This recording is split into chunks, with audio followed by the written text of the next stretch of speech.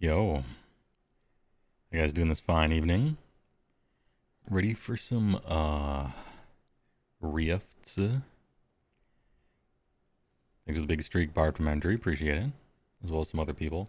As always, the alerts shall be muted, just not to interrupt things, but I will be thanking everyone at the end. So anyway, I appreciate it. Let's set the mood, shall we?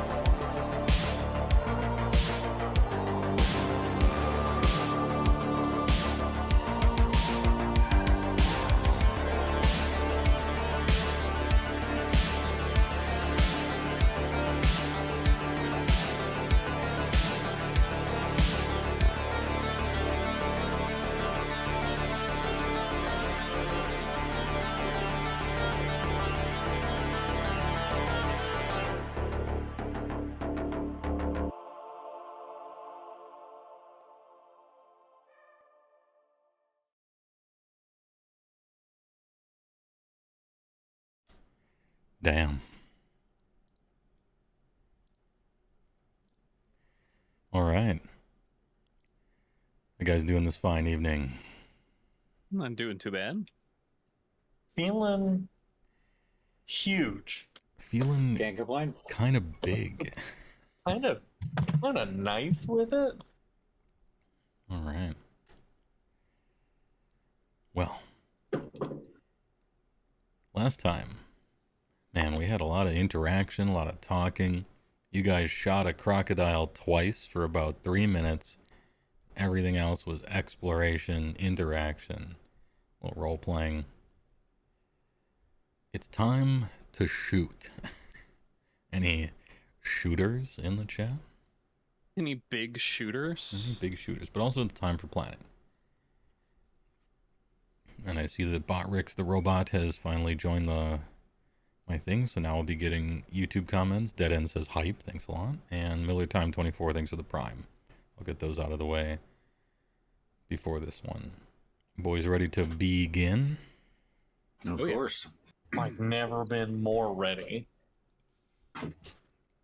As always, today we are joined by Vince Venturella playing Farzin. Hello, everyone. CJ Ubusta playing Orpheus Vayu. Hello. And Jupes playing Seven. Mahoy hoy.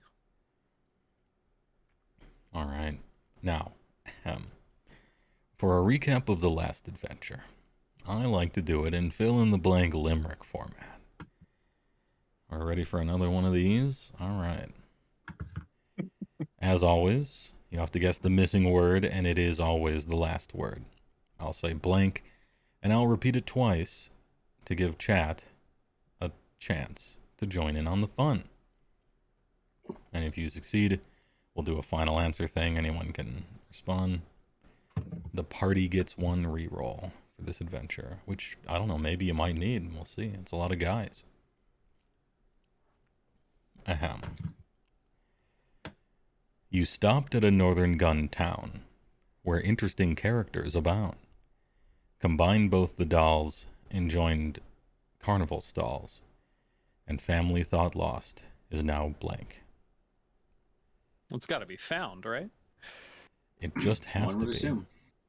It just has to I be. think it simply has to be. That one didn't need repeating. That was too easy, maybe. But look, that's the fun. Yes, and all right. Family Thought Lost is now found. Party gets a reroll. Don't forget it. These are your I've already forgotten their names. In Age of Sigmar, when you have fewer points than your opponent. The underdog. This is our Triumphs. underdog bonus? No, the triumphs of No, our old. triumph. The That most old forgotten man. thing. Yeah. We're underdogs now. Triumph, who dis? Never heard of it. Yeah. Triumph, who dis? Maybe triumphant, but. All right, well. I hope you're all ready for settling in for another long ass intro cutscene. Exterior Blood World sunset. A charred black corpse sits on a throne at the head of the arena. In life, he was clearly a huge man with mighty frame and powerful arms, MDC biocomp and spiked armor. A battered combat chainsaw sits at his feet as if in offering. In his last moments, he was victorious. The beheaded body of a giant red demon lays defeated before him. Although beginning to decay, fresh blood still pumps from the stump of its neck. The fiery whip, fallen from its hand, snakes down the stairs in front of the rise. 1,000 religious drummers still keep a driving pace, celebrating the awesome contest they were blessed to bear witness to this day. The IVs still connect the ritualists, still amass and coil together, but no longer collect at the pyramid. Now they lay weaved up to the throne, and into Kodiak's heart. His blackened eyelids snap open, revealing perfectly white orbs. He smiles ear to charcoal ear. Kodiak Johnson is no more. Tremble now before the might of Ursus Cod, the mega murder wraith. World building note. Dragon juicers and other techno-wizard mega or bio-wizard juicers cannot normally be turned into murder wraiths. This, however, is a mega murder wraith, made with divine unholy magics. We leave his side story for now, but I wonder what places he will go. What foes will he conquer? And what realms shall he rule in his endless elegy of murder?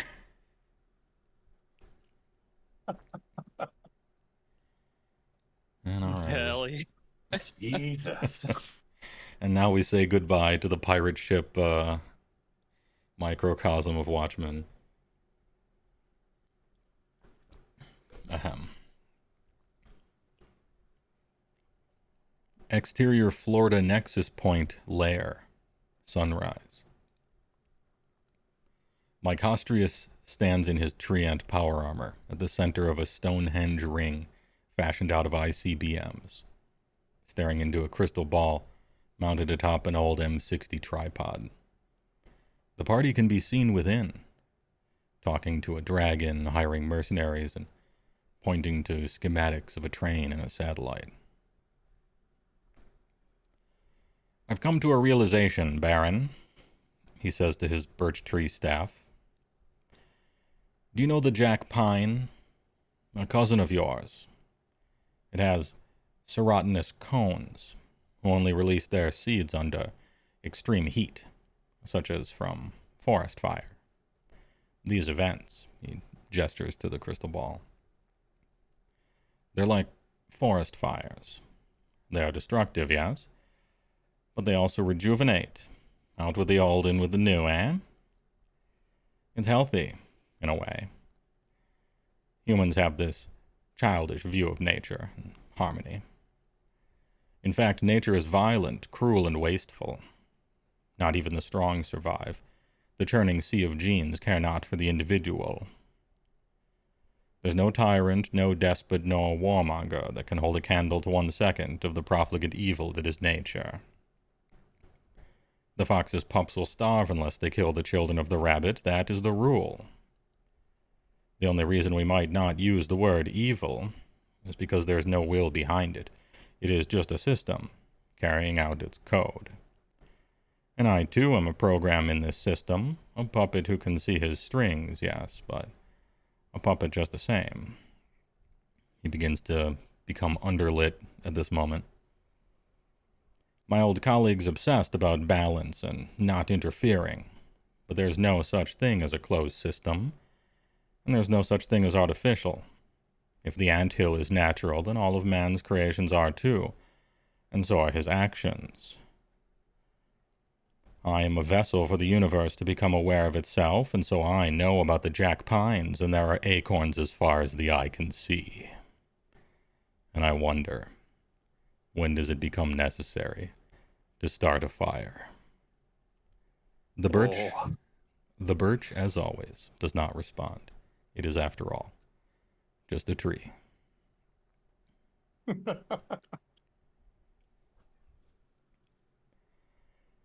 Your Kodiak rings, and you get a new message from Hard Jobman. Let me bring up his picture here.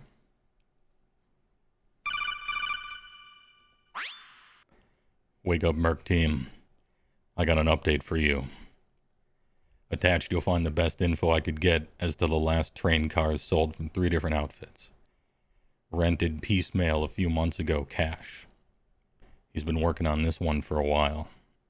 And here's the curveball. Tech from the ruins of old Tolkien. A TW Iron Horse. I don't know how he got the credits for an operation like this, but I'm working on finding out. Normally, I would say an Iron Horse makes this mission more difficult. However, that's good for us for 2 reasons. 1, by using a magic train, it certifies my suspicion that he's trying to pull a fast one on not just me, but also on the CS, so we can expect no CS backup. And 2, it means he'll need to travel by ley line, so we can surmise his route, and get ahead of him with that dimensional magic you're so capable of. However, time is of the essence, as due to his aforementioned triplicity. It's possible he is not actually going to Lone Star. I give us 24 hours until he reaches the halfway point. After that, the probability of diverting away from the supposed route increases.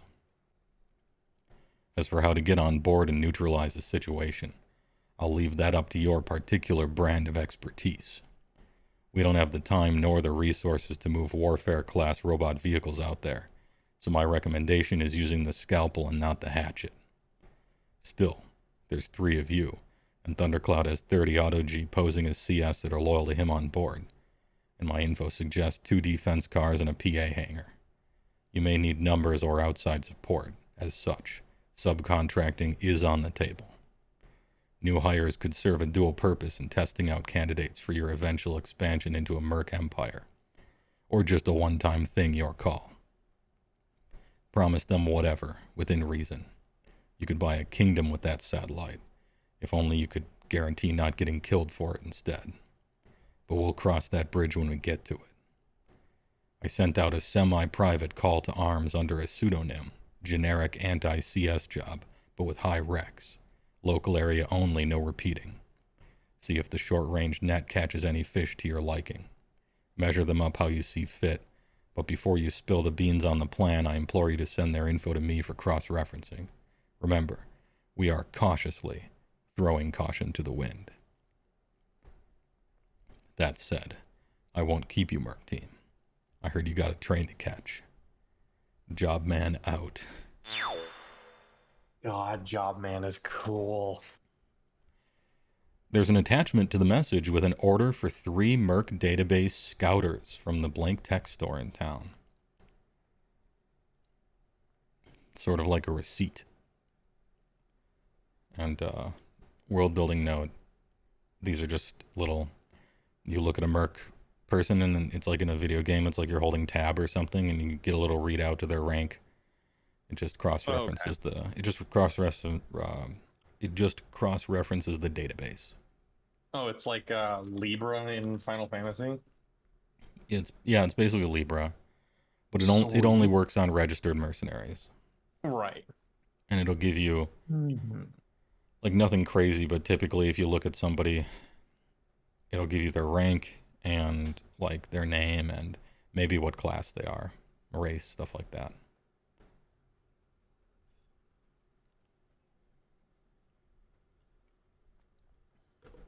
Okay. And this is like an attachment. This is like a digital receipt, or is there like a physical component to pick up? So you are given a receipt. If you go to the store, you can show it to them and they'll give you the things. Okay. Makes sense. I think we should take the receipt and go grab these scouters. What's Let's his do it. pseudonym? His pseudonym is Normal Job Woman. I don't know. It's something. Anyway, I interrupt. What did you say? Oh, I think we should. We've got this receipt. We should go pick up these scouters. All right. We've got 24 hours. Which shop is this?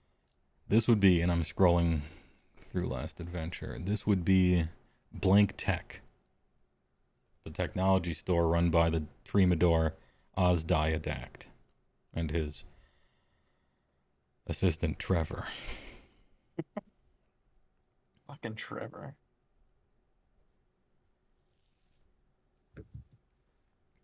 What do you do?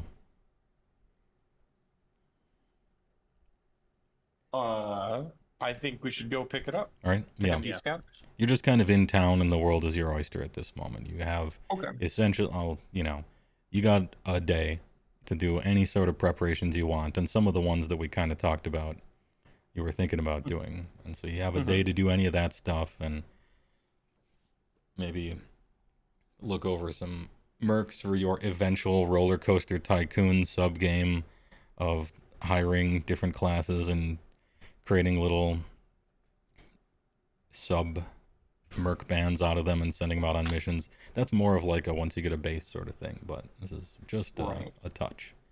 That's the next hurdle. But ATM, we've got to prepare for a train heist. Yeah. I also need to Finding get that, individuals we trust is going to be no small or easy thing, especially for such a job like this. Right. But getting the scouter seems like a good place to start. But I also want to know, what do we know about? You'll have to forgive my ignorance, but I'm not exactly completely familiar with the functionality of the TW Iron Horse. I understand its basic premise. It's a magic train, of course. But I'm wondering if you, given that you're a magical fellow, might know more about it. Might be good to understand its capabilities if we're going to pull this job off just to start. That is a very good question. Could I do a lore? Would it be a lore magic or a lore of some specific type? Lore magic, sure. Okie doke. What's your percent? 72%. All right. This will be a 60. Okay. Big 60. Got it on an 11. All right. So TW Iron Horses specifically were an invention of Tolkien, which is now essentially rubble after the Tolkien War between them and the CS, and then a whole bunch of Zydetic besides. But it is essentially a techno wizard train. It's a hover train. You give them essentially a rundown of what this thing is. It doesn't have to travel along ley lines, but it basically does. I mean, it can divert a little bit for a little while, but not too terribly much. Mm-hmm. You can't run for like a year off of a ley line. Well, very shortly, if it wants to teleport, it's got to hit a nexus, right? Yeah, if it wants to teleport, it has to hit a nexus. Oh, it can teleport. Yeah, to change It tracks. can do your portal trick. Oh, Yeah. Now, okay, I see the string. Vince knows all about these trains, but Of course. Yeah, I an know, excuse yeah. for us to know about them. They go Gentlemen, I about have they an go about idea. 100 miles an hour. They can tow 5 million pounds or so. Oh, is that all? And I don't think you would.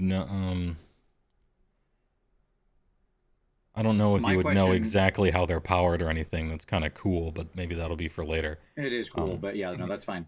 My question is, do we know the vulnerability of the ley line storm thing? Yeah. Like, they move real fast, but if they get hit by a ley line storm, they basically slow down. Yeah. They slow way down. Yeah, you would know Well, that. Okay. Well, I think it's, at least for, I feel in this profession, it's pretty intuitive that if it's on a ley line and wants to be on a ley line storm will give it a bad time. Yeah. There's So world building wise, there's a bunch of like tables and weird stuff you roll on when ley line storms happen. They last for like 36 times 10 minutes normally, but there's all sorts of different stuff that can prolong them or shorten them. It's not like rifts are just popping open all the time on ley line storms, although that can happen, and it's on there. Magic works funny on there, though. And almost, I think actually always, you can no longer draw PPE from them during a ley line storm because that PPE is being used to essentially fuel the storm. Yeah. Yep. Now, the train can still drive because it has power. But it's not dragging 5 million pounds 100 miles an hour anymore. It's just, it gets a little wonky. Okay. I have an idea. Mm-hmm. As most of my ideas go, I'm sure the two of you are aware it's probably a bit reckless. I'm already on board. So, I think getting on the train is going to be difficult, but not impossible. Subcontracting.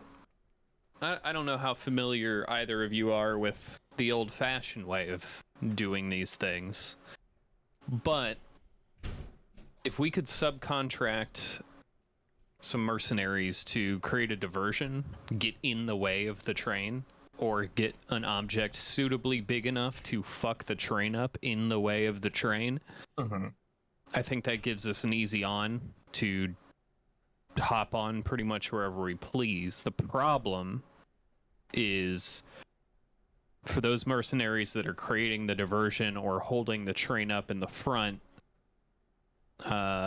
it's not going to be the safest position for them. So No, but it might be a hard ask.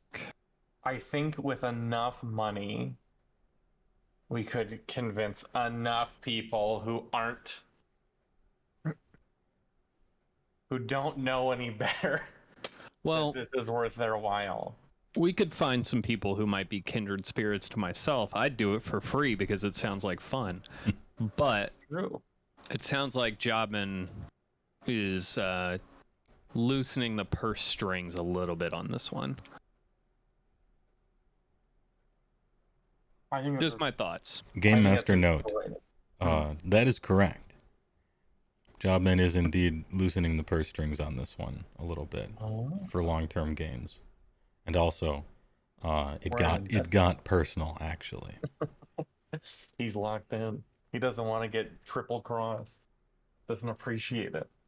So that's my pitch.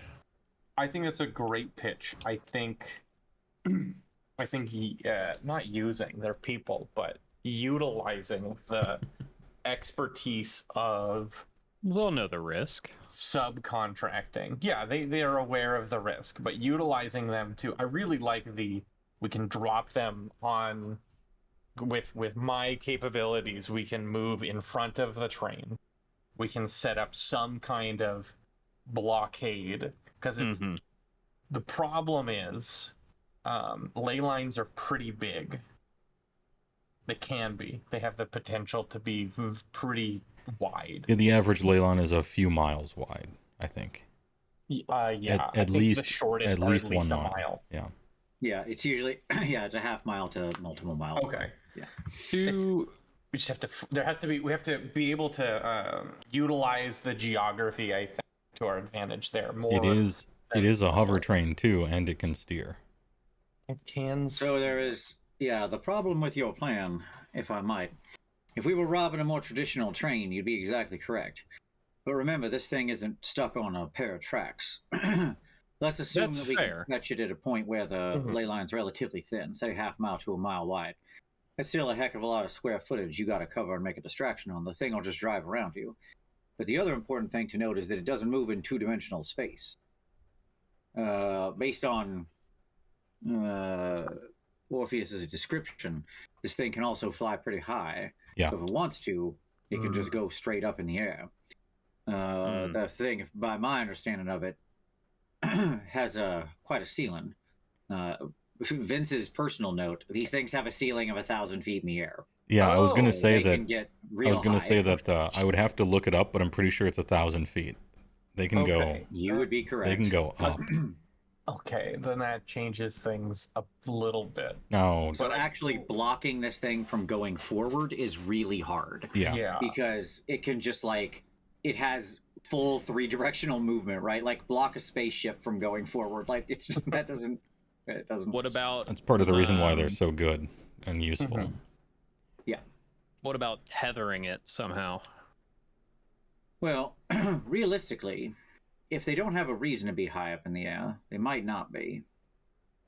So the question would be, could we get near the ley line or near where it's going to be going, set ourselves up in position, pace it, and then attach to the rear of it, and then work our way towards the front? The hitching Caradron overlords hitch a ride route. Exactly. Okay. I do like hitching a ride, just because we can just get on. Assuming I can jam their radar, I can get on the train. Yeah. And so that you said they go, it can go about 100 miles an hour. About 100 miles an hour if there's a ley line storm, considerably shorter or slower. But 100 miles an hour. I don't suppose you have any way using your magic to trigger a ley line storm. Well, as it just so happens, among the many talents I don't have, triggering a ley line storm is one of them. I have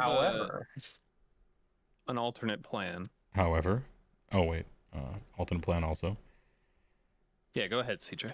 I was just gonna say we have befriended very recently one of the most powerful beings my people are aware of. And so maybe Maeve, we know she has spells. She taught me the ritual we used to save her daughter. So maybe she knows some additional tricks I can throw into the utility belt. Perhaps. I think that we can utilize both of these. So maybe we can't stop the train by putting an obstacle in the way. But these, asking the DM. Yeah, no these problem. run on magic, or do they have engines? Both. So they do have an engine, and also they run on ley line energy. And they need both of those things to run optimally. They can just run on the engine, sorta. Like they can move off of a ley line if they need to, but not for too long. Exactly my question. Yeah. If I can find a way to get the radar jammed, I can get, depending on when we do this, under cover of night, I would hope. I would assume. If we can jam their radar, I'm faster than the train, if I'm remembering myself and the DM's conversation. If I can get close enough and not get picked up by radar, I can sabotage the engines, but we got to be ready to move on it pretty much instantly once that happens, because they're going to know something's wrong. Well, yeah. I think that's a great idea, actually. I don't know that I can make it appear like an accident when they get to the engine room or to wherever the engines are located. However, mechanical failures happen all the time. For sure. Well, I think as I see it, if someone can get to it to break it without being detected by radar, that would make their life easier. After that point, it doesn't super matter if they think it's an accident. If they're slowing down / stopped, we could surround the wagons. And if we can load up the ATV with some mercs, and we've got a crew to bush this craft. We just got to get it stopped or slowed enough. I think we've got several avenues. I do like the idea of Jetstream sapper crew. How fast? We do have a suit. Oh, I'm gonna put it up while we're talking about. I'll put a picture of it up while we're talking about the terrain. Okay. Iron Horse looks cool as. Doesn't it? It's the one I'm thinking. It is. And That is the one. The okay. number 7 with the grates on the front. Yeah. Yeah. Oh, it's the Teddy Roosevelt train. Yeah. Yeah. It's dope. As I recall, we do have a in-process refurbishing Samus suit, correct? Mm-hmm. That's correct. Just How in fast time. would those go? Just in time, as a matter of fact. Samus suits go 300. That's faster than 100, and Yeah. I can't pilot one of those. But I mean, you guys are fast. I don't know if we can figure that one out. Air Elemental can fly at 200 mph. Air Elemental can go pretty darn fast. That's for sure. It doesn't last too long, but it lasts long enough to hitch a ride on a moving train. Well, if I'm getting carried by an air elemental for 30 minutes, that lasts a little longer. Oh, sure, but I was thinking Yeah, I know what you'd rather be invisible yourself than not, right? That is also true. So the way that I'm thinking, Mhm. and I'm open to suggestion because this isn't a dictatorship, but I find a way to jam radar. I sabotage the physical engines. I don't have a way to sabotage the magic system. I don't know how it works. And frankly, I don't know that I want to touch it. But we sabotage the engine and maybe a 2-prong assault on the train. We could have our hired mercs come in from the front or the back, doesn't matter. And we come in from the opposite direction. Gives them 2 fronts to fight on, and we pinch them in the middle. I think that's an excellent So strategy. I'll give you this one because Orpheus probably would have given you this one if only he knew a million things about rifts. During a leyline storm, it is very reasonable to assume that radio communication is fucked up, as well as radar. Especially radar. Another question that I have that Orpheus would 100% know. Yeah. How dangerous is it for just a normal man, an innocent man, during a leyline storm? No armor. Yeah, just or like what? Like There's if you bolts were of magical lightning that do like SDC. Okay. But nothing crazy. High winds. Okay. A bunch of magical random effects. Like you could die. But if you're in armor, you're probably good. It's not like terrifically deadly. Yeah, it's not like if a portal opens, everything's out the window. But yeah, normally that's a whole nother ball game. All right, that's good to know. Yeah, all you have to do is you have to time it right and dodge 200 lightning bolts. And then you get the God Hand, I think. The epic weapon. I think that I like a lot of what's going on in your plan. As far as the leyline storm goes, are you assuming that the dragon is capable of summoning a leyline storm? Is that where you're getting this thing from? Or are you just hoping we follow along and pace it until one naturally pops up? I don't think we should ever plan around chance. Maeve being a dragon of some renown, who has a spell book, could know it. Worst thing we can do is ask. She did offer a favor. Well, the question becomes, do we want to use that favor for this? Yeah. Now that is a significant question. If she knows spells, and we have Dragons good just rapport, do. Yeah. Yeah. They're naturally. Yeah. They know it. They're on the ball. We have a good rapport with her. Worst thing I can do is go ask, and if she does, ask if she will teach me that particular spell. I don't necessarily think she would consider that an IOU equivalent to saving her cursed daughter. Hopefully, fingers crossed. And so, if we don't want to call in the nuclear option, we don't have to, but it would still give us that arrow in our quiver. This can be a fact-finding mission. Just get all your options on the table, look at them, and see what shakes out, right? It never hurts to ask a question, unless it does. Mm-hmm.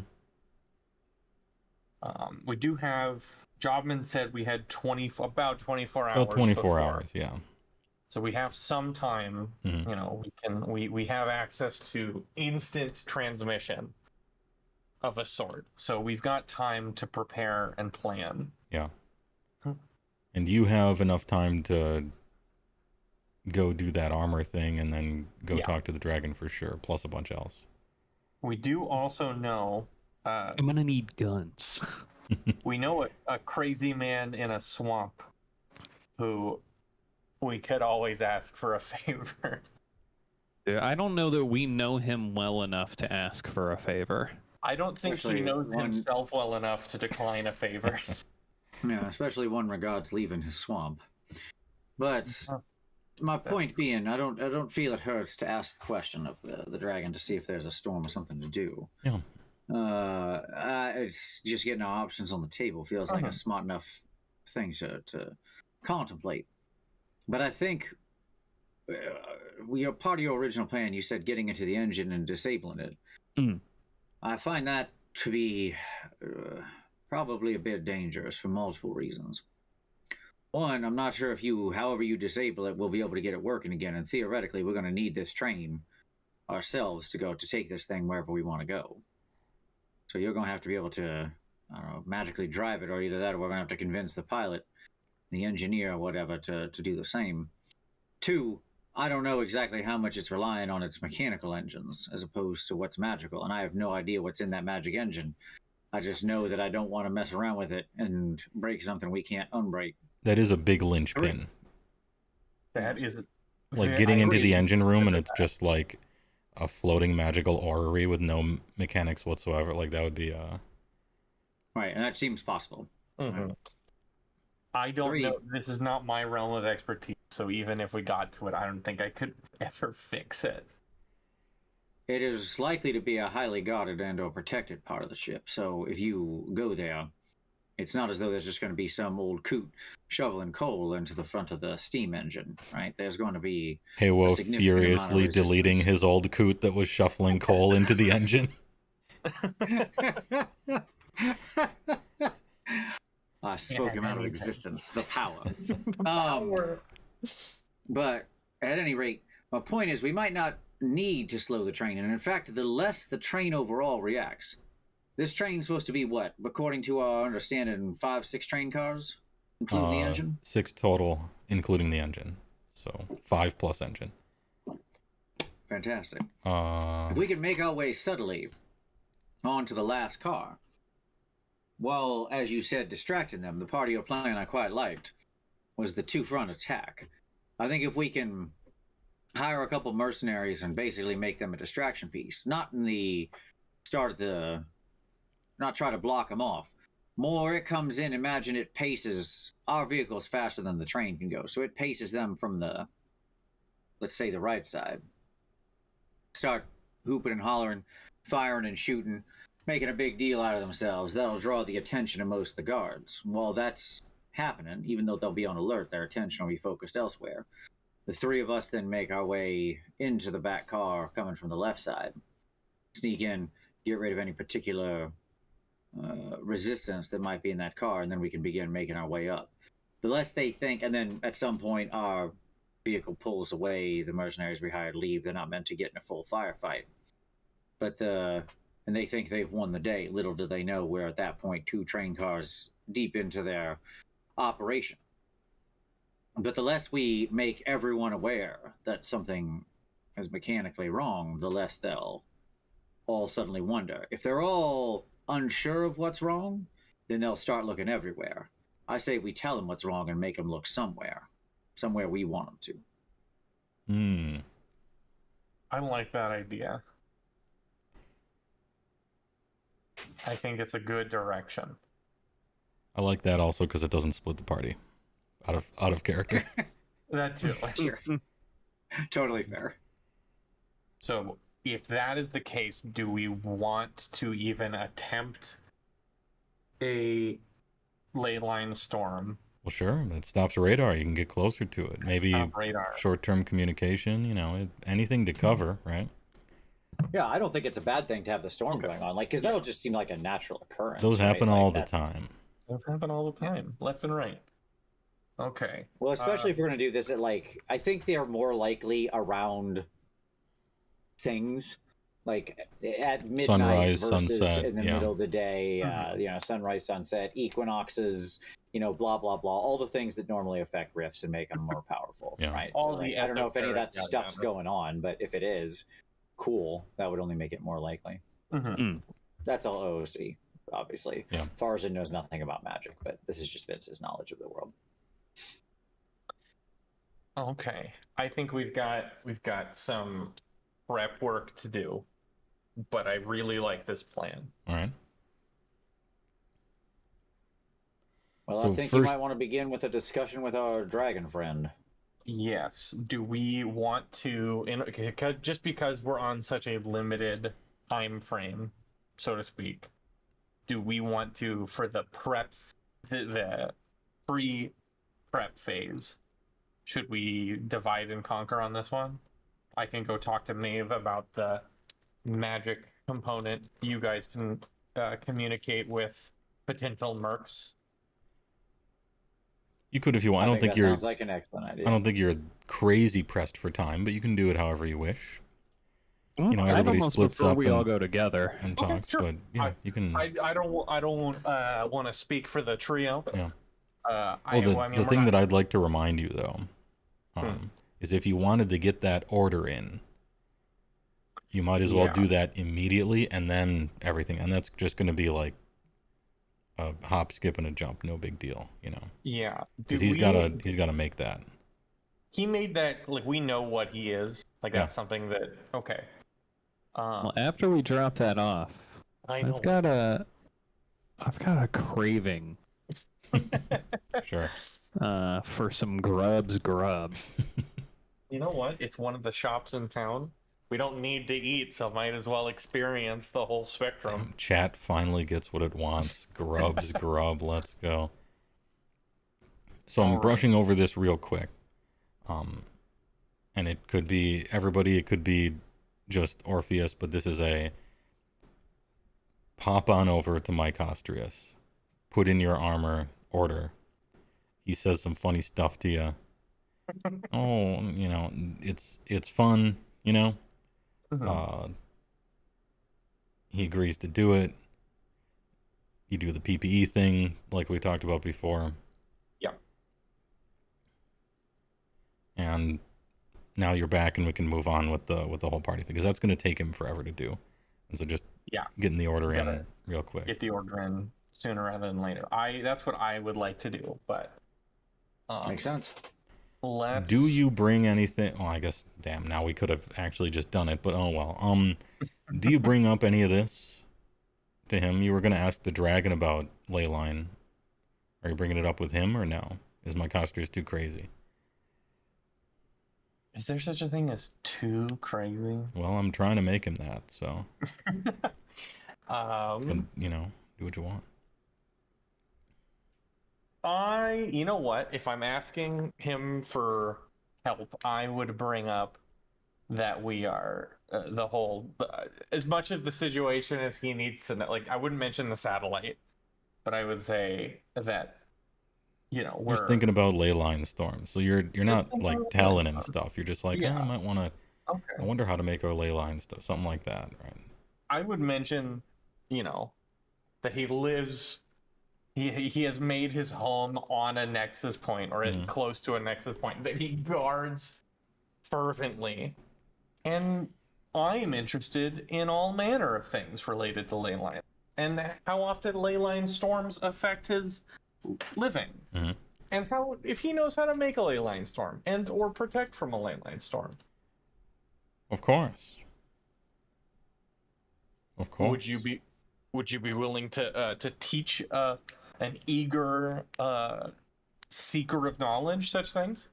No, Oh, I'm not a teacher.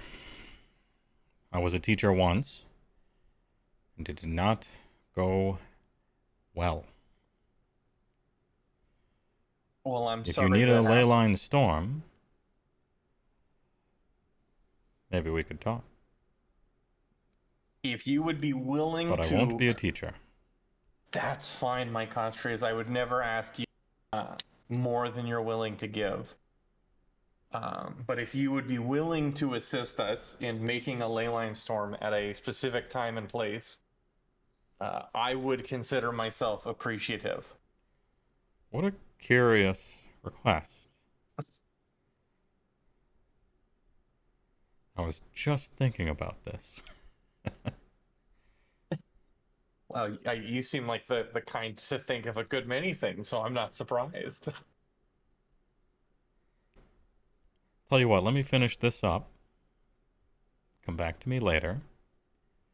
Maybe answer a riddle. And we'll talk about it. My Constrays, you have my word.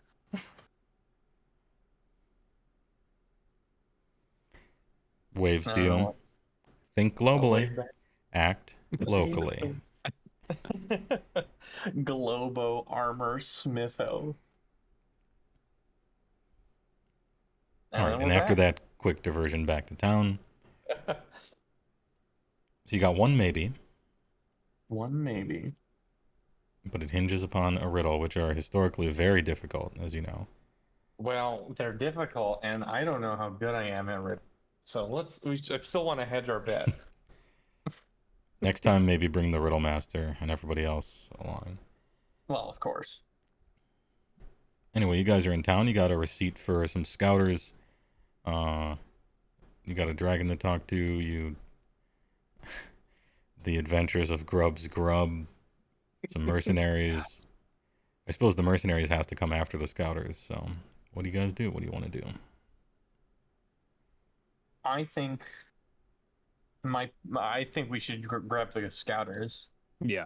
and then we can talk to the mercs, Agreed. rip that band-aid off, and after that, we'll see what we're feeling. All right. Walk into Blank Tech. There's the Tremador there. Hold on, let me find out. There it is. There's Osdiadact there, who, in his whole getup with his eyeglasses and everything, who is, again, talks like those guys from Mass Effect. What is that race called? Elcor? Elcor. Or the other ones? I think they're the Elcor. Were the Surprised emotion. Were the Elcor the ones with the Enkindler Oh no, god? I think the Elcor. squid Yeah, one? those are the squid guys. Regardless, I love their Shakespeare play they did. But anyway. No, I don't want to surrender. Oh, Elcor are those guys. Hanar are the squid guys. Oh yeah, that's right. Okay. Get out of here, Asari. I'm trying to look at Geth. Greetings, mercenary humans. What brings you into my shop? Hello. We have a receipt. We're here to pick up an order. And I'll hand him the receipt. The receipt equivalent. Oh yes, it was you. Surprised.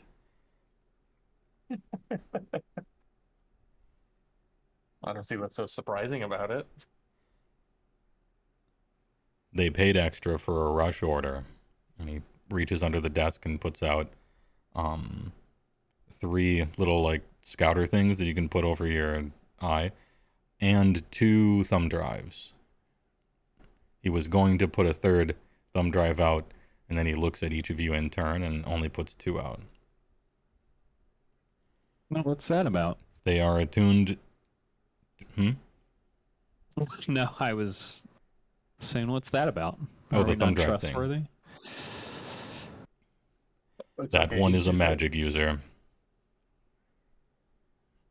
He would It's for not the need a best. thumb drive. The drives have the program so that you can implement it into your suit or chip. Noted. Long story short, you can wear the thing, or if you have brain implants like Farzan, or you're in a suit like Seven, you can just essentially install the program, and it just hooks into whatever the merc database has last updated and does searches based on facial feature data and just things like that. My vision. I is slot it into my helmet. Well, I'm gonna slap on one of these Vegeta-esque scouters. Mm-hmm. It's just plug and play. It just works. And then it's kind of running in the background. It's got a little icon. You can look at somebody and click it, and it'll do a search. Hell yeah. Perfect. Thank you for your patronage. I look forward to Thank seeing you. you again.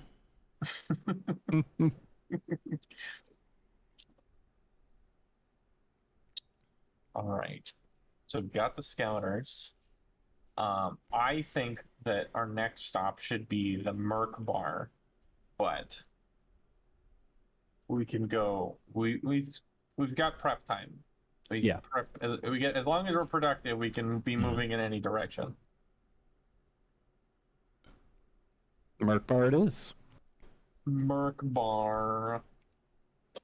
All right, that would be the Legitimate Businessmen's Social Club, run by Doris. Gentlemen, I have a little bit of a situation here. I apologize. I just need to step away for a minute. No problem. Continue.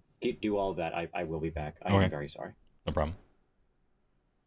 No big deal. It was Legitimate Businessmen's Social Club, run by Doris, of course. Oh, it's so nice to see you again. Hi, Doris. And it was so nice what you did for her. Oh, I can't go on Anything the for- Ferris wheel on account of my hip, but I got to watch others do it. And it was nice. And just to re-clarify, Doris is the She's the she's like 90-year-old. the biker lady. She's the 90-year-old former biker lady with leathery tattoos and stuff. She Yeah. has since basically completed that crochet she was working on of Rat Fink on a hot rod. Yeah. And it's basically done. That looks great, Doris. Oh, do you like hot rods? I gesture to all of me. And then she like looks, oh dear. oh my. Oh my. Oh, the kids these days are gonna be all right. And she takes a drink of her tall boy PBR. Hell yeah. He is the hot rod.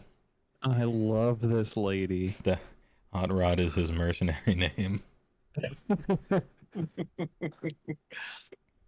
Anyway, in this bar right now, as you scan around, are the same 2 patrons. I mean, it was just yesterday, right? But the same 2 patrons.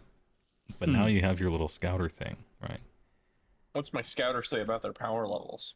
So, and I kind of regret calling it a scouter because it's now it's going to be DBZ forever. But I cannot reference DPC. that's fine. The first one, Merc Company, The Smoke, all capitals. Johnny Smoke, male quick flex alien, level 2 gunslinger, anarchist, rank D. This is Johnny Kaplinsky, the one she yelled at Yeah. the one time. He is a gunslinger. Quick flex alien is a type of DB that they all look like Michael Jackson, I guess. But they're kind of like, they're not crazies, but they're half as fast as crazies, just naturally as DB. They're just super fast, super reflex, super perception, dimensional beings. And so they tend to play like, they tend to go in for gunslinger type things, as this guy has. And so he's Johnny Smoke. And the merc company is called The Smoke. That he definitely chose that name for himself. Rank D. And then merc company No Remorse. This is The Silencer. The Silencer. Male human, level 6 headhunter assassin. Aberrant.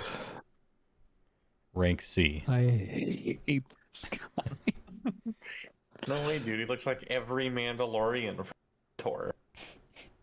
Hell yeah. He comes from the planet Sega Saturn. No. He seems to be, yeah, his OCC is headhunter assassin. He seems to be some kind of sniper. Mm.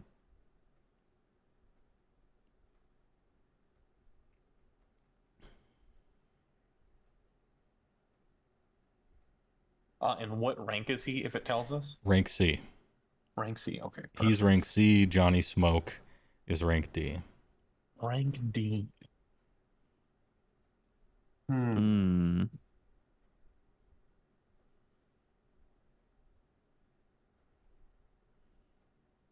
And Those are the only two? He's the only two in the bar right now. Jobman told us that he put out used his pseudonym, Normal Man Job, to put Normal Man Job Man. Normal Man Job Man. Yeah. So can we check? I want to ask Doris, like, hey, this job, like, is there could we identify this job? Like, hey, what you know? Yeah. Mm-hmm. And she'll help you with that. She just like swivels. Perfect.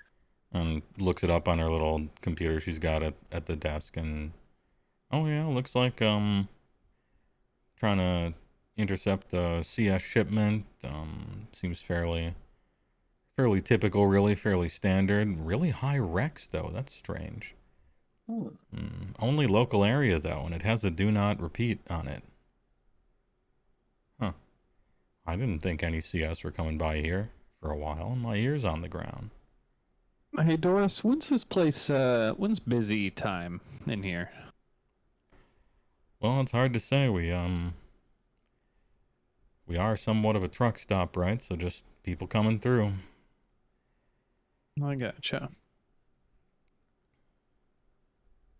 I wish I could be more helpful, but I just type Oh, the you've things been in. plenty of help, Doris. Doris, you're an angel.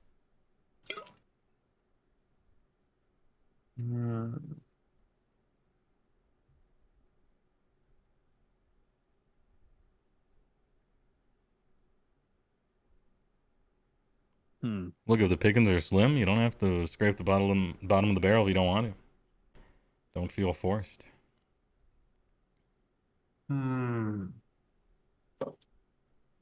I feel like I'm gonna regret this. And this is completely something I'm saying in character. Okay. I feel like having a sniper won't be a bad idea. Now,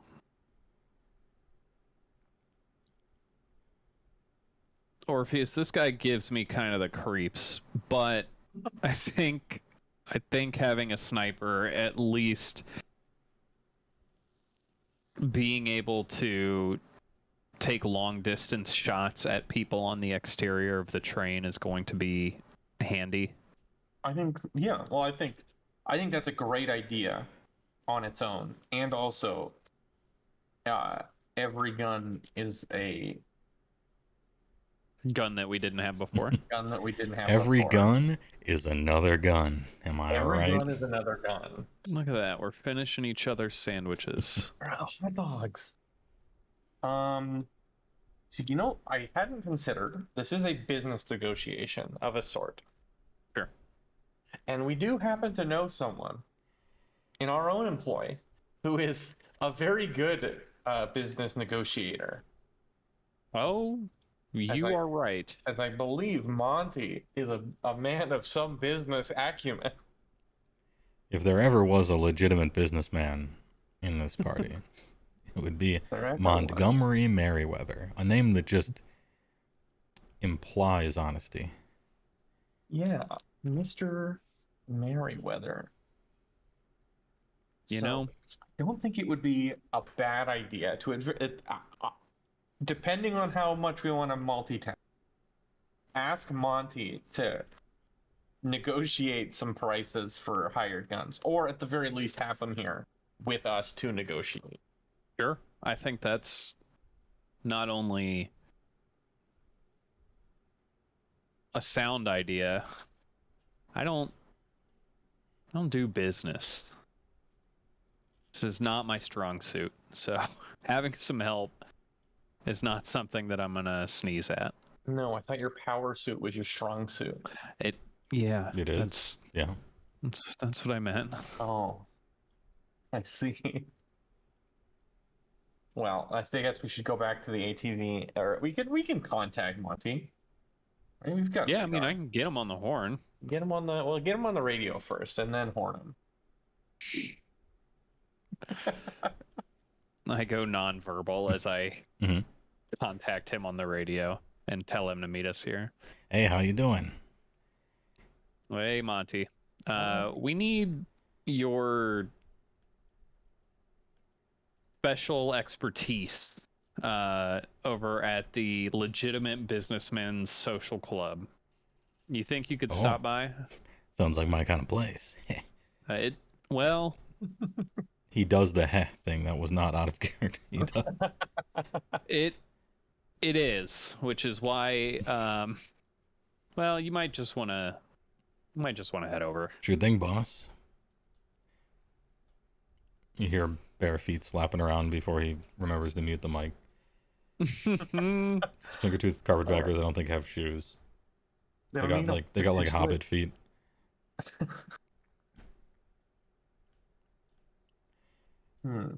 So he's going over there and you guys are just kind of hanging around.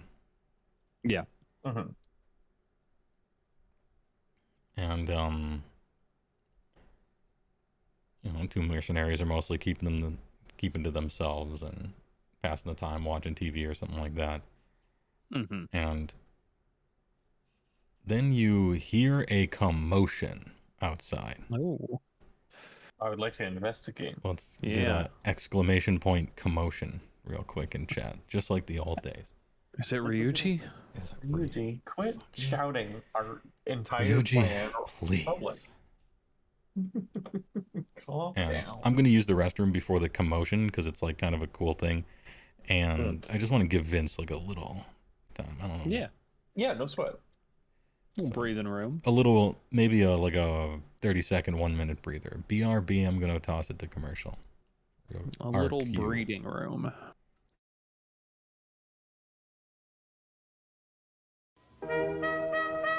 Right now, you could be savoring the rich, creamy flavor of angel food ice cream. It's the extra cream in angel food that blends all of your favorite flavors so they're always smooth and creamy, never pointy. How about some rich and creamy angel food ice cream right now? Mr. Owl, how many licks does it take to get to Cream. Let's find out. Let your fingers do the walking. I'm Mr. Buckets. Toss your balls on my top. I'm Mr. Buckets. What do you get when you press on a can of Noxema? Great balls of comfort. You get Noxema in your face. I can't believe I ate that whole thing. Oh, where have I heard that before? Unjustifiably in a position that I'd rather not be in. I'm calling paramedics and your family, Mr. Miller. You can make this creamy cheese sauce in seconds with American cheese and cream mushroom Lipton cup of soup. And you thought cup of soup just made soup. Oh, yeah. Cream in the World Wrestling Federation. And there is More real meat. You'll be glad we made him taste better. And so will he.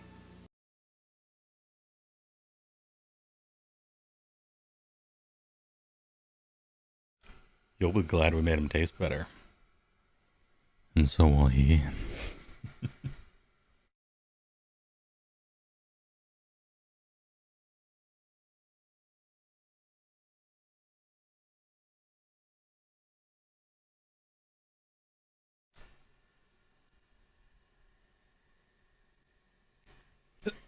Excuse me. All right, I'm back.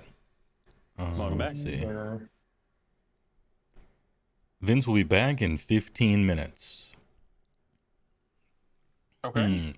I don't want to do the next part because it's kind of like everybody. Yeah, no, for sure. This is fine. You know, I'm making a video out of this anyway. Chat, what are you doing? What you guys doing? I see the Captain the Amazing Plibit of Plibomania and whatever the current one is called. Disney's Marvel's Captain's Amazing Captain Plibit. The captain. That's it.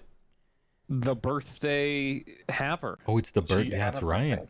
She had a birthday. What's that fucking Star Wars one? And it's my birthday today. Anyway. My ankles are bone dry. Happy to finally be free on a Thursday to see this live instead of catching the VOD. Thanks, Dr. Ruler, for showing up, everybody. Late because you had to be a dad, excited that you didn't miss the total party kill. It could happen. Dad, you know, it could happen. It's possible. Anything could happen. They have the tools to succeed. And that's all I can do. I have spells. Oh, I should say that I have this rule. I try not to do it. It became famous in RIFTS games of years past, where all the character classes and whatever your character, they all start with vehicles usually. Most of them do. And RIFTS is famously good at blowing up people's vehicles on like the first adventure. And this happens so much that I'm like, okay, I'm gonna consciously try not to do that. But if you include the ATV in the plan, it is now fair game. They have 68 mini missiles shot at it from defense cars of trains and stuff. It doesn't mean don't do it. I'm just I don't blow up people's cars in like cutscenes that are unskippable or like plot things generally or things like that. But you know, if it rolls in, it rolls in. I don't want our ATV to get blown up. I don't even want to risk the idea. Yeah. I mean, I think it's actually fine, right? You hitch a ride on the train.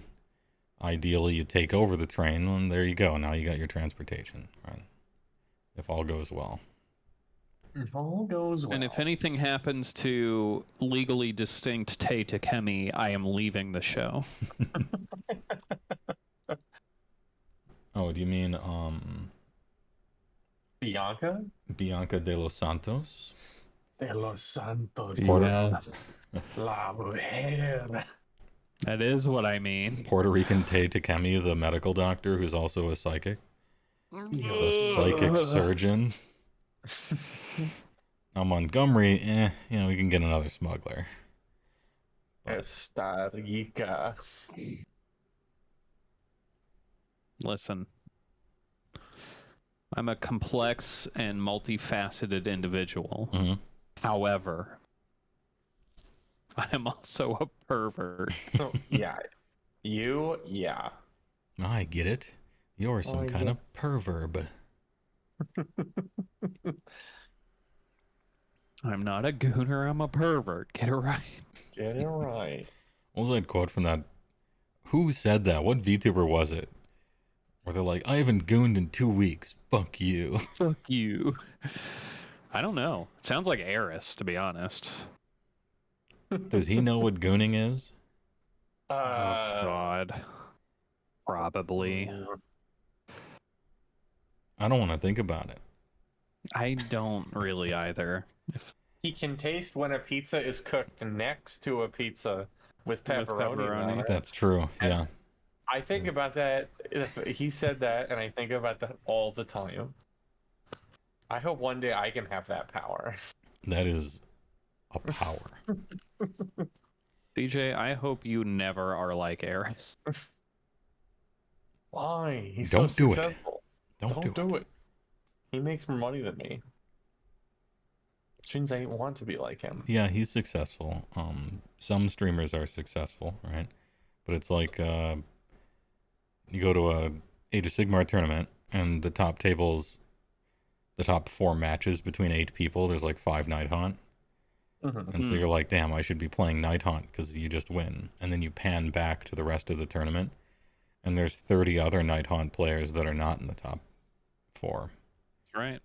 And there's a bunch of Night Haunt that lost maybe all their matches. And so it's like, should you be playing Night Haunt? I don't know. Yes and no. You got to be good, though. Oh, speaking of Warhammer, I heard a certain frog VTuber is going to paint a Warhammer. Oh, yeah. She's going to paint a Hammer of War. Ay, Dios mío. Yeah, she was talking about all the things she knew about Warhammer, which was about 12 seconds worth of information, although she talked about it for maybe 10 minutes, and it was wonderful. Wasn't quite sure if orcs were in Warhammer or not. Definitely knew Necrons and Space Marines. And then she's like, Stormcast. Stormcast are the nun girls, the girl bosses with corsets and big hammers. And she kept saying that.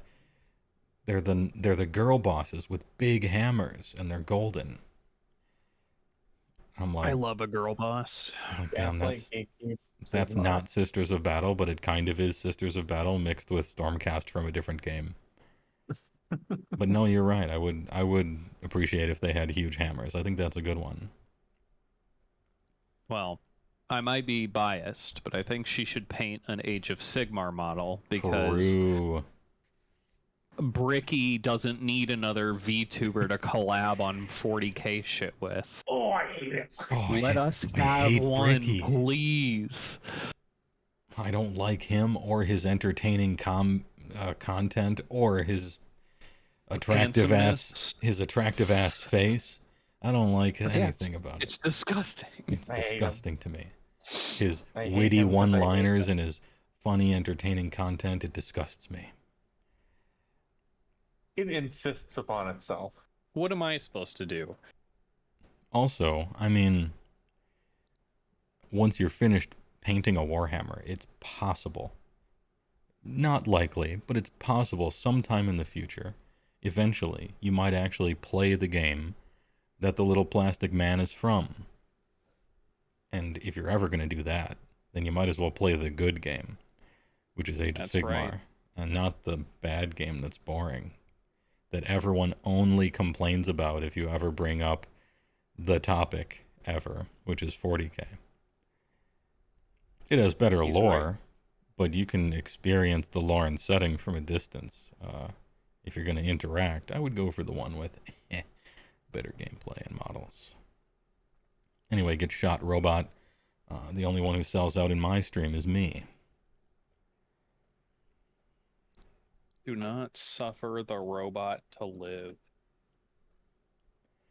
Bob Goblin Gaming. You love being married to a girl boss and being her stay-at-home trophy husband. They hated him out of jealousy. Somebody ban that guy. Somebody shoot him. Somebody ban that guy. Get out of here, guy who's living my dream. Stormbender, thanks for being a first-time chatter. We're waiting for Vince to come back from an AFK. He had a real-life issue come up. And we got to a certain point, and I don't want to go past it, really. I have sellout material. I have a song coming out at midnight. Oh, yeah? What is it? Midnight Tonight? Midnight Tonight. The new Temple of the Fuzzwitch single is out. Sangle.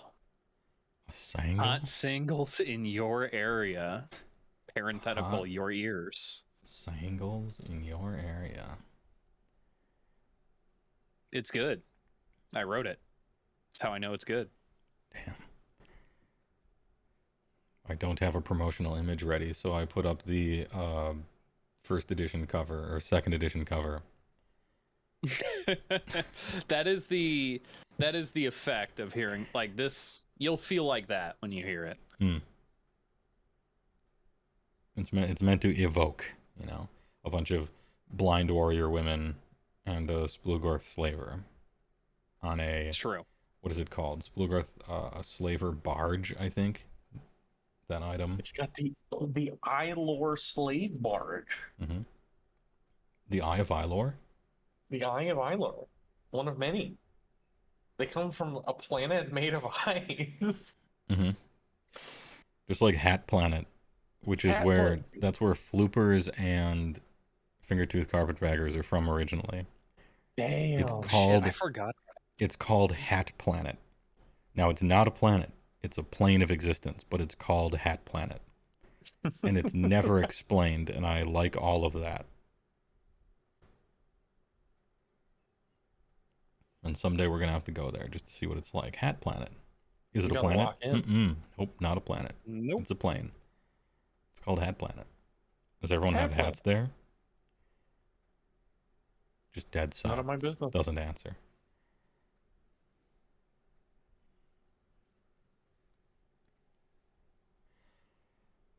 Oh, dude, the FAQ. Am I going to talk about AOS FAQing? Not really. Like, my stream tomorrow, Age of Sigmar stream, right? We're going to go over the FAQ. It's going to take like 10 minutes. Basically nothing in there for the most part. I think I have to set up a TTS game too. I said that Friday would be a TTS game, but I haven't set up one. Are you guys, any of you guys free? I could be free tomorrow. I think I am actually. All right. One of the two, Boy, maybe. do I No wanna rush. play. If it's not, I'll go on a walk and talk to chat for 2 hours and then look through an index. I only have like 5 indexes left, and then we're free. And then SG Arcade can make geez, I don't know how many hours it's gonna be like 50 hours. It's gonna be a 50-hour YouTube video of every index live show just spliced together with no breaks. Let's go. Because we did the other one and a surprising number of people watched it as a meme, because it was so, I don't know how many hours it was, double digits at least, for just the faction focuses. Mm-hmm. But I think making a 50 or 60 hour video and just being like, yep, it's every index, some guy just reads it to you, and then he looks at it for the first time ever and says, oh, this looks good, or this doesn't look good. Hey, all right. And you're gonna listen to the hallway, or no, is it the hallway music from Katawa Shoujo for 56 hours in a row. I will not be changing the music because we're in too deep. It's too far now. I mean, if I were to change the music, somebody who was listening to it for 50 hours, in hour 51, suddenly the music changes. It might do something to their psyche. What if it happens when they're asleep? We got to keep it steady. Makes sense to me. I think that's a professional medical opinion. Mm-hmm.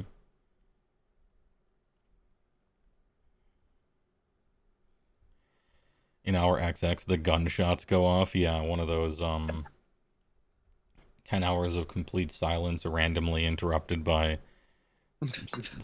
screaming or a gunshot or something like that. Yeah, I remember those. Anyway, we could do a little rifting. So before you go to the merc bar, we'll say we're like pausing it right now, and then this is like a Orpheus and 7 at Grub's Grub.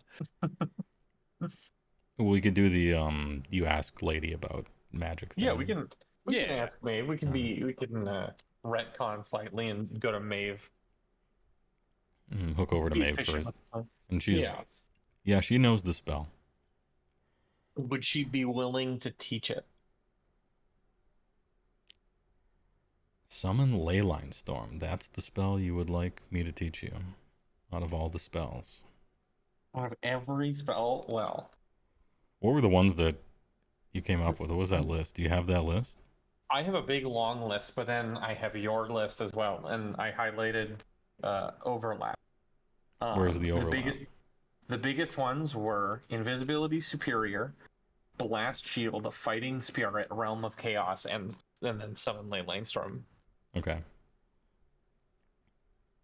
And Jupes, we can do you as well, because in Adventure 2 we forgot to do this, and that was you were like looking up weapon. You were actually walking into the Iron Giant store, or no, the gun store to buy a gun, but the dude was so weird that you forgot, and then we did the rest of the adventure.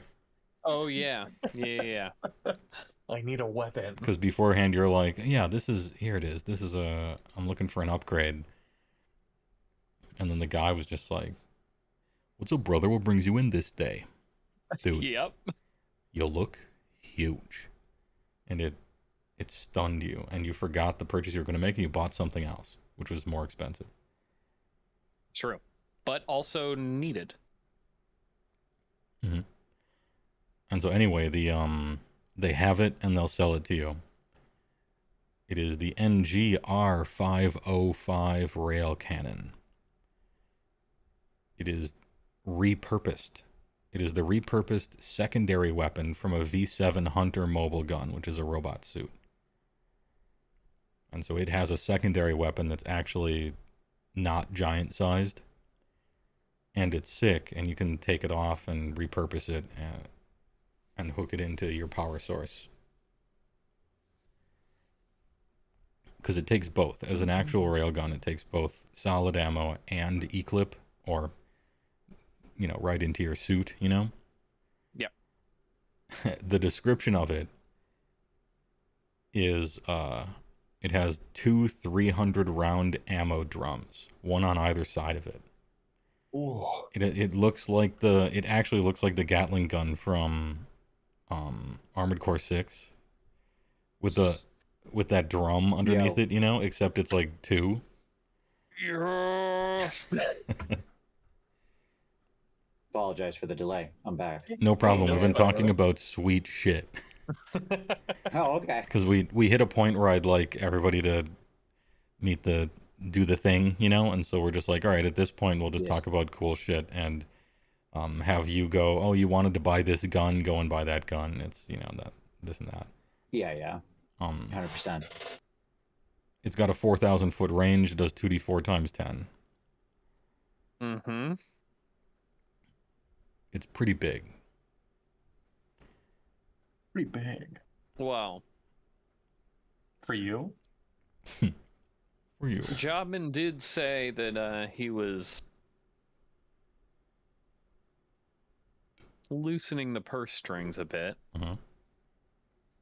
It's a good gun. What gun is this specifically?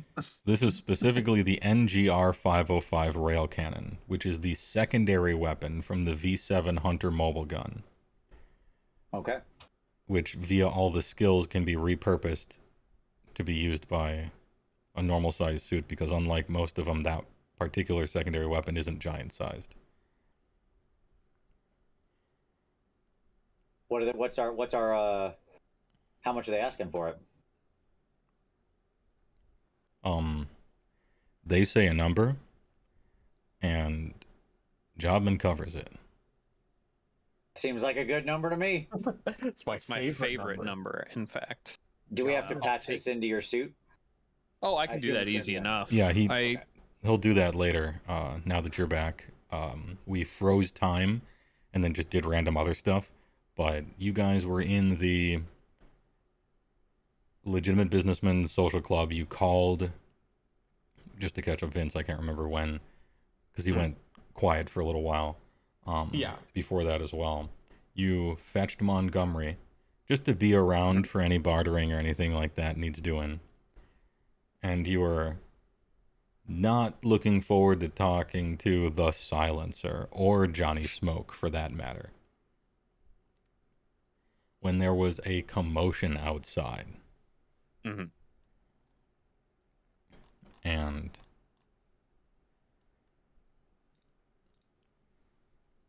you were just about to investigate and we froze time, and now Vince is back. So here we are. Well, let's go. Montgomery Sounds like basically... there's a bit of a commotion outside. Yeah, Montgomery's kind of just coming in, and there's a commotion. We did exclamation point commotion in the chat, just like the old days. And you look outside. Let me key this stuff up. A crowd and commotion has started outside the Legitimate Businessman's Social Club. A dozen people or more have formed around a central figure. They're excited but also hushed and reverent. The older among the crowd have dropped to one knee in respect. A glitter boy in our town? I'd only heard tales. I never thought I'd see one in person. The suit's mask turns to you as you approach. The spotless mirror finish of the 10'5" Glitter Boy power armor warbles. Oh, I should have a picture of a Glitter Boy right now, shouldn't I? They look dope. I'm almost certain that there we go. I got a big folder called RIFTS Pictures. Anyway, the spotless mirror finish of the 10'5" Glitter Boy power armor warbles as the pilot compartment opens, steam breaking out from the environmental seals. A broad-shouldered man in a navy blue business suit, red tie, golden crucifix around his neck, and American flag pin steps down from the compartment. Shiny black dress shoes tapping onto the dirt road as he lands with surprising agility for his large frame. His square jaw breaks into a disarming smile, the envy of any politician, and extends his hands to you guys specifically. B.O.D. Didn't think I'd find you men so soon. Senator Mark Freedom, at your service. I understand y'all looking for a hand on some genuine hero shit. Well, when duty calls, the faithful servants of justice do respond in kind. He's also kind of playing the crowd, as it were. Sure. Man clearly loves attention and talks like everything is a speech. He goes on. I can trace my lineage in this chromium guardsman armor back 10 generations. We brought light to the dark age, and now I work to shine it on the shadows of villainy in our time. If you are big, you have a duty under God to protect the small. If you think times are too tough for the high road, then you are too weak to carry your people through it. The CS have forgotten this, and I'll take any chance that I can get to remind them of truth, justice, and the American way. People start clapping, and someone from the crowd is about to take a picture, and he instinctively turns to face it, smiling, and turns back to you, slapping the side of the 900-pound boom gun with his bare hand. It makes a metallic ping. I got your long-range artillery handled, and my partner has all the mechanical know-how and drone support you might need. She collects them things like most women got shoes, except there's guns on them. Plus, she can track better than a bloodhound and sniff out supernatural to boot. Best better half a man could ask for, as long as y'all ain't bigots. Well, what do you say? We got some work to do, or what?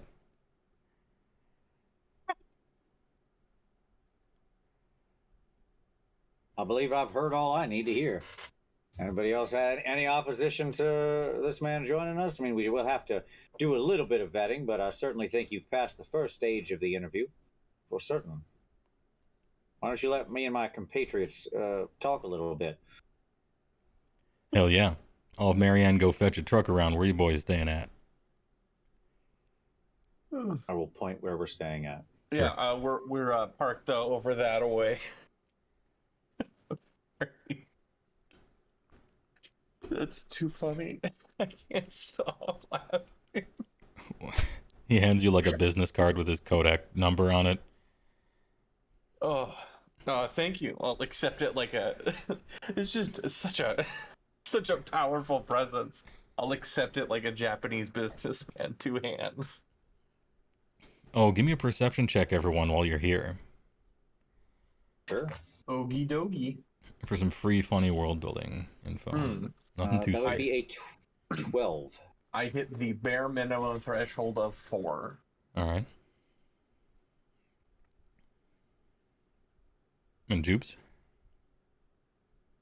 Sorry, one more time. Give me a perception. Yeah, you got it. That is an 11. All right. What is 12 here? Let me look on that. Missable? Yeah. All right. This is missable, but you can see it. So your perception, everybody above an 8. Right now, the suit's sort of open, right? And he's landed down from it. And inside it, you can see monitors and, readouts and stuff. And as you look at the monitors inside his suit, certain pieces start to fall in place here. There's like a waving American flag on one of them with an eagle that has crisscrossed nuclear missiles and stuff on it. This is in fact and this is like a world building note, this is in fact a Glitter Boy suit from before the Dark Age. And it has on its internal computers a bunch of archives and data from back when it was the USA. And he's kind of been propagandized on it, coupled with the hand-me-down family heirloom angle, because he is a descended Glitter Boy pilot. It's a particular OCC you can get in Canada. But I guess in a good way. He really believes in it, and is uncritically LARPing out that heroism in post-apocalypse Rift's Earth. He doesn't know what a senator actually is. He thinks it's a title that American heroes got in the Golden Age for being paragons of justice, chosen by the people, and he dresses like one for similar reasons. He thinks it's a quasi-religious uniform. As such, he's perhaps not the brightest bulb, but he is disarmingly sincere in his motives and actions, and pretty skilled as a pilot, as you note as you use the scouter. Merc Company, let freedom ring. Rank A. Jesus. Mark Freedom, male human, level 6 descended Glitter Boy pilot, scrupulous. Also on the team is Marianne, female half dog girl human, level 4 gizmo tier.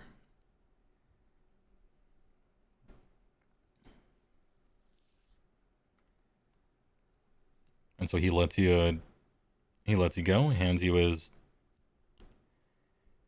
business card there with the Kodak number on it, out of a cigarette case, no doubt. Of course. Gets in the suit and heads off, conceivably to meet up with Marianne and bring the truck around. No ifs, ands, or buts, no fuss. Didn't ask about pay. He's in it for some, to quote him, genuine hero shit. He was looking for us. But Jobman did ask us to throw any people his way, so I think we should pass his information along to our handler before we get too excited. All right. How did he know to look for us? I assume he's talked around town. I'm assuming he's connected to the job normal put out. Yeah. Oh, right. I'm assuming, but that's he put out like the subtle message, right? Yeah. This man is responding to the normal job man pseudonym that only showed up in the local for generic underground man. For generic like anti-CS job, but that had super high requirements. Right. I gotcha. I mean, the two of them. I'll do this in character. I mean, I feel that realistically, with something like that as being the potential backup, distraction piece, that and the automated drones could do quite a good amount of damage over to the side. So, I mean, That feels like basically we've got what we were looking for in that regard. I think they're gonna do it. Maybe I'm being a little paranoid, but assuming they get checked out with Jobman first, I think they would do a lot of good. But I also maybe tend to be overcautious. But we could also try and hire Johnny Smoke and Big Red in the legitimate businessman social club. It's just more guns are better than less guns. All right. AKA as the GM, I'll tell you how this is gonna work gameplay wise. Because I don't like doing the DMPC thing. Mm-hmm. And so how it's gonna work is when eventually you're in combat, he is long range artillery. That's what a boom gun is for. Mm-hmm. He's gonna be thousands of feet away. He's got 8 actions around. He always uses an aim shot. And so the party, as essentially a free action, whoever wants to do it, you essentially get 4 boom gun shots, and you kind of like mark the place. And so it's almost like he's a human targeting array. And so as you're fighting, you can mark areas, and he'll do an aim shot from like 3,000 feet away or whatever it is. And so you essentially just get like an extra ability in combat, and you can call in an artillery strike, more or less. And the drones can be zooming around or whatever. You can talk to her about it later. What were you going to say? I like that very much. Oh, I was just saying perfect. Like, that sounds really good, like useful. If possible, I would still like to hire the other 2. Mm-hmm. Worst case scenario, they get paid to sit around and look pretty. Yeah. I agree. I think that's right. If that's because then we'd have the long range support. The 2 of them can be up close harassing the thing, and then the 3 of us in the ship or in the train. Sorry. Yeah. Mm-hmm. Yeah. Okay. Works for me. All right, you upload that thing to Jobman, and a little message beeps because he's at a different repeater town somewhere as well.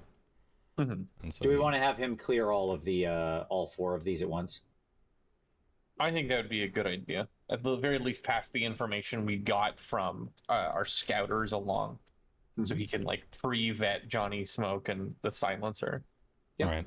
Because we technically haven't offered them anything yet. We haven't talked to them about it. Yeah, and vetting them with Jobman first is probably better than telling them about everything and then, oh shit, what's going on, right? So you upload those 3, get a message back, let Freedom Ring pass.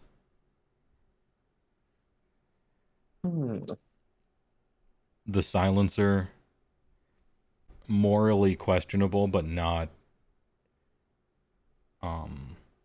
what's the word for, would betray you. Yeah, like he's not going to do anything stupid. He's not going to betray you, but he is aberrant. He's professional. He's the silencer. He's the silencer. Means he'll keep his fucking mouth shut. And Johnny Smoke, this kid's just going to get his head blown off. Damn. Is what Jobman types. All right. Well, let's leave Johnny Smoke out of this. Keep his head down. All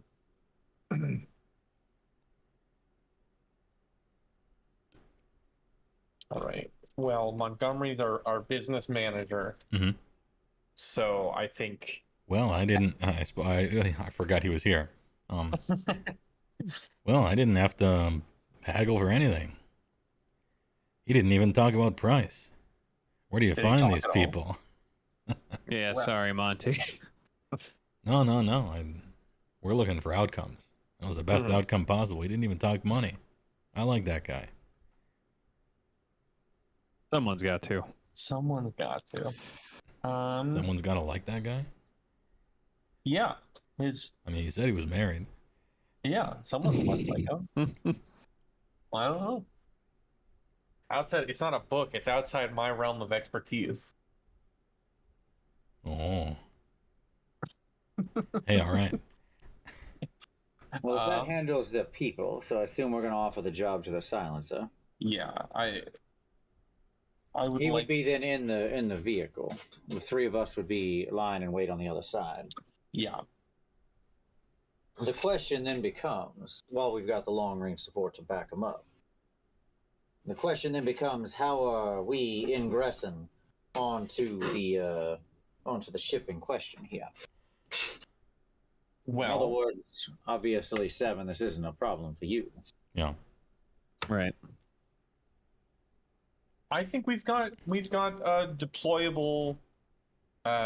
Seven has his custom rig. If we can get can you fly a Samus, Farzan? Is that something you're capable? Because if that could work, then that could get you on, and then I have magic. Not my preferred suit of armor, but yes, I am more than capable of piloting such a crude and indelicate flying machine. I don't generally prefer things that fly too much. Well, but I look at myself. No offense to you, Seven. It's just not my particular speed. Not having your lifetime of training and rigor for it. Obviously, I prefer to keep my feet closer to the ground. Of course. But in this situation, I don't think there's an alternative. So, yes, I'm more than capable of piloting the Samus suit. Okay. Side note, DM question. Yeah. Samus suits' wings fold in for when they land. Yes, right? they do. In the official art, at least. Yeah. I And don't know so if I've do, ever seen a... So do the Iron Wing for the NG as well. Yeah. Oh, yeah. I can detach those bad boys. Let me see if I can. Okay. Well, I just didn't want to try to walk into the train door and be like bonk, bonk, wide open like spread eagle. Yeah, that could be a problem. But if they fold in, then we're perfect. Yeah, and if not, honestly, we've got backups. Here's some official art from the book. They got a straight fold down right there for it. God, that's cool. Whips ass. That one's great, and then the Flight of the Valkyries, 20 Samus thing. I think it's in the Canada book. Is rad. Yeah. No, there's some great Samus pictures. There's been so many over time. The Joe Satriani CD cover Samus. But yeah, out of game, what Farzan means is you actually have to really specifically choose your Robot Combat Elite or PA Correct. Combat Elite. That's right. Yeah, my Power Armor Elite is in my normal suit, but I mean I have Power Armor Basic as well. So, if needed, we could figure it out if it was very suboptimal. But if it is okay, then I think it's an option.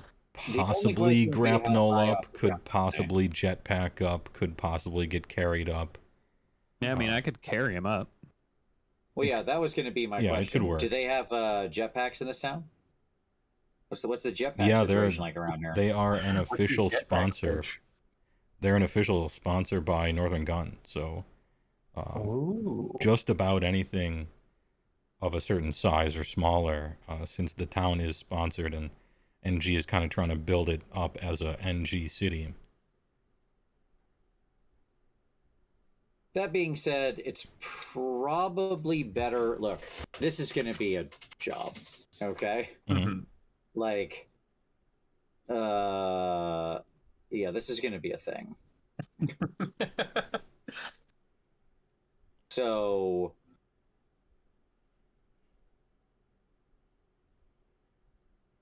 we probably want you at your best. Well, yes, that was part of my... Well, there's a decision to be made here. The problem is I don't want to lose my armor, and we're going to be in tight quarters with a lot of guns being fired at us. True. So having a suit that I can be like, oh no, it got wrecked, oh well, also has its advantages, right? True. Very much so. Being like, get to the front of the train, the Samus just falls off me, and I'm like, well, that did its job.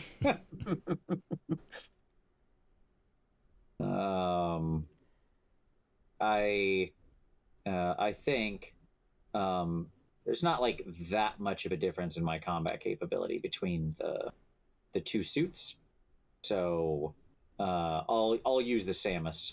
So I've got this is standard Samus, right? Yeah, this is old style Samus suit. It's got the No problem.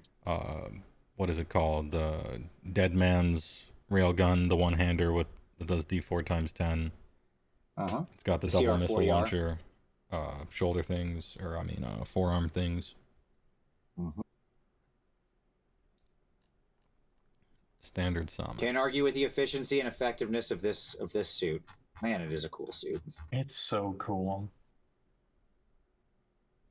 What's its actual speed as well? Like 300 feet or something like that? 300.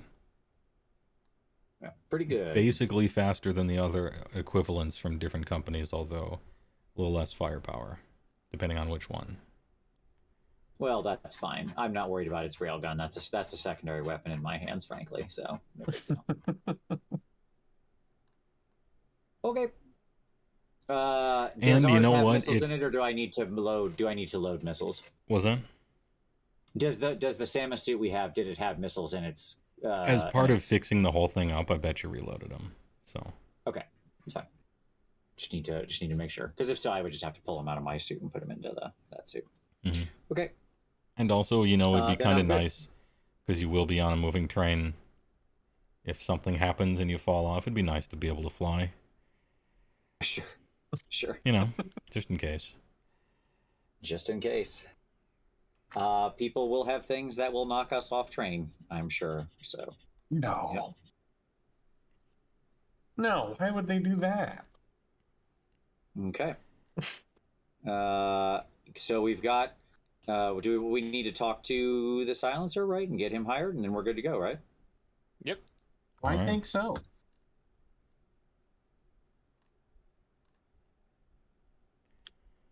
Merc bar, legitimate. All right, here we go. You walk up to the silencer, and you got Montgomery with you.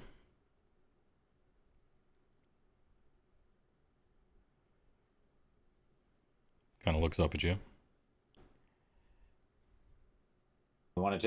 Would you like to take this one, Morpheus, or who's starting this? I'll initiate. Right. Hello, my good man. He goes like this.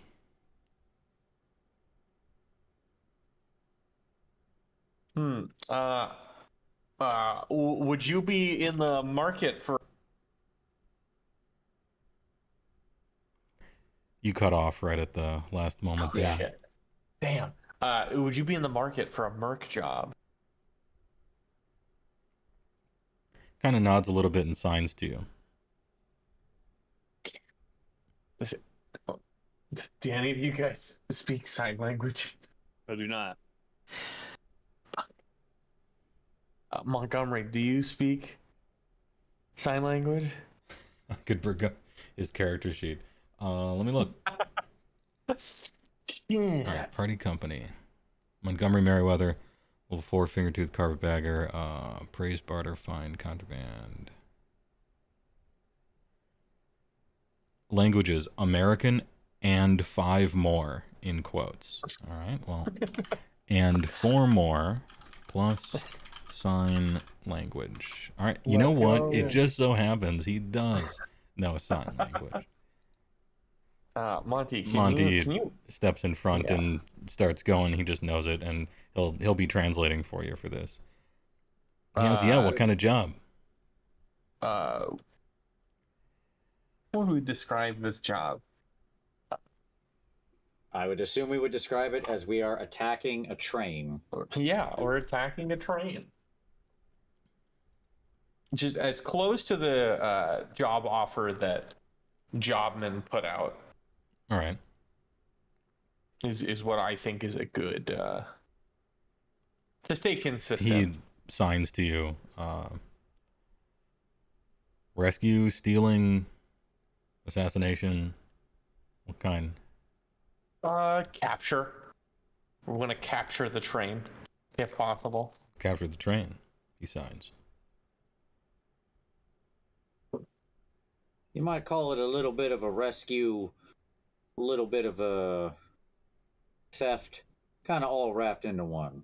It's a little bit of a lot of things, but most predominantly, it's a train. Hijacking is such a loaded term. Mm. He signs. However, how long is the job? Hopefully, just the afternoon. Yeah, hopefully no more than 24 hours. We do be in and out within the next 24 hours. Need sniping or up close? I think specifically we'd want you in a little bit more of an up-close role. I mean no insult, but in our particular plan, you'd be having a bit of a safer position potentially, as it would be mostly distraction. You need to aim to make a lot of killing and draw some attention with the rest of our group. He signs. While we do some other business. Sorry, go ahead. He signs very deliberately. Diversion, huh? That would be correct. Am I being chased? Unless you think an entire train is going to chase you off of well, in this case, it's a train. It won't chase you. Hopefully the exact opposite. We want you to help hold the train's attention, so to speak. The guards that are on that train. Mm-hmm. Sure, I can pick off some guards. That's what we're looking for. Perfect. He reaches into his complete stormtrooper ripoff armor and pulls out almost like a little chef's tasting menu, puts it on the table and slides it over, and it features his prices. And oh my God. For something like this, he gives you the one that has to do with this kind of job, you know? It says, yep, 10,000 credits, pay, minus 1,000 per kill I get to make.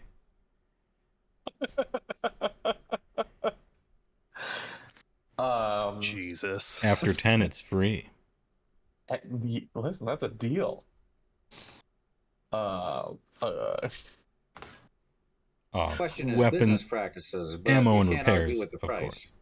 Oh, cannot argue with the price. There's little small Plus expenses. There's like 0.2 text at the very bottom.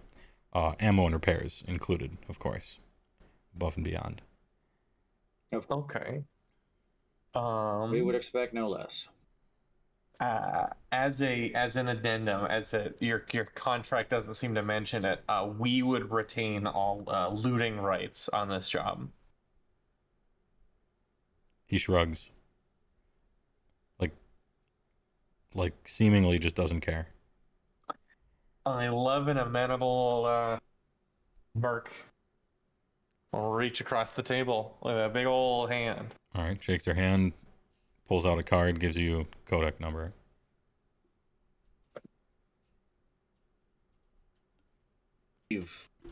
All right, gentlemen. Kind of like leans back, a way forward. puts his hands behind his head. Jesus, this guy. All right, so we gotta make your whatever preparations you need. Can you meet time? Should we? Because we gotta get him to where he needs to go. So we gotta get him. Yeah, he gave you his cards. You can call him whenever. Okay, yeah. All right, perfect. He'll be responding, via text or something, but he'll. We know where the train is going to be. Like, we know the ley line they're riding on. Yeah, that's included in the attachment the jobman gave you. Okay. For sure, you haven't shared that with anyone, but you have it. Of course. But once we're good to go, we can put all our pieces into position. Yeah. Like, basically, get everybody to the right place. Yeah. Where we're going to hit them. Okay. Okay. Can we look at the map and do a like there's a map here of this ley line in the surrounding territory, right? Like that's included in this, yes. Can we study the map for a little while and make ourselves a little the check for the ambush check? You know what I'm talking about. Yeah. Stupid Confusingly named game. Find Ambush or Detect Ambush. Yeah. Yeah, detect ambush. There you go. Which does not detect a potential ambush. It detects a spot that would be a good place for an ambush. Correct. Yeah, I do. Oh my god. Yes. I hate this game and I love it so much. Every skill is either perfectly named or complete nonsense. Yeah, if you want to detect a future ambush, that would be detect concealment, maybe. That would be a perception check. But yeah, detect ambush is detecting spots that would be good to launch an ambush from. Mm-hmm. It's spots. It's not people. It's locations, in other words. But yeah, you can get the whole, a little bit in the future, I imagine. We'll do the whole, like, bank heist movie thing. You got the maps everywhere. You're pointing everything out, and I'll just take notes or something, and you can go through different parts of your plan if you want, and just do the whole 9 yards. A good plan is a good thing to have, right? Mm-hmm. It won't survive contact with the enemy, but it's good in concept. No, but hopefully they won't either. Hey-oh. Zing. So yeah, I'm going to make a little detect ambush check here, if that is all right. That is a success. Not a great one. My detect ambush is 52. I got a 41. All right. Yeah, now, in the original message, Jobin did say that in about 24 hours, they would be at the halfway point. And so you're kind of looking near at that, places, there or earlier, essentially. Mm-hmm. And that's right. I haven't drawn out America, although I am using this map. And so with a successful detect ambush, you detect a great ambush point there. And it's a good one. And you put your finger right on it and everything, and there's a little vine boom in the background. That's where we make our move, or whatever you want to... Yeah. No, and it's a good one. I believe this should be the spot where we'd want to hit them. Provides the shortest area, the ley line's the thinnest. It gives us the most cover around for visual obfuscation and so on. Mm. Does this sound all right to you, gentlemen? I think that sounds perfect. And I'm assuming as a part of this, there's good, some good location to put our artillery position. He would have been factoring all that into this to this whole role. Like, I'm assuming where are we going to put the things? It would have to be like kind of close to a nexus so that you could teleport in front of it and then double back towards them, and it's got all that kind of built into it. It would look much cooler in a sort of a rapid cut succession, but it factors all the cool stuff in. Perfect. Also, I think you're a Special Forces OCC. This is exactly what you do for a living. Yes. And we're right in my wheelhouse here, gentlemen. I'm very comfortable with this sort of thing. Well, I trust your judgment with mine, because I don't know what a good ambush position. Well, this will give us the high ground for our guns as well as for the operator. This right here will give us also a place to hide the ATV for it to pop out relatively close. It's also opposed by additional, as you can see here, cliffs and plateaus that we should be able to utilize to hide ourselves amongst the rocks for when we want to make our sally forth toward the train. Perfect. And I have a question here as a DM.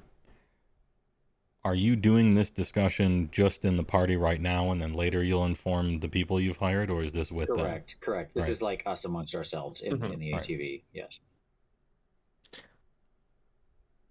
In which case, I'll wait for any commentary to that during those. All right. assuming we've got a plan, the Samus is repaired, so we're good to go there. Yep. You've got your spell. We've got our people. Is there anything else we're missing beforehand? Do we need any more particulars or weapons or things of that nature? That might be the only other thought pattern here. Yeah.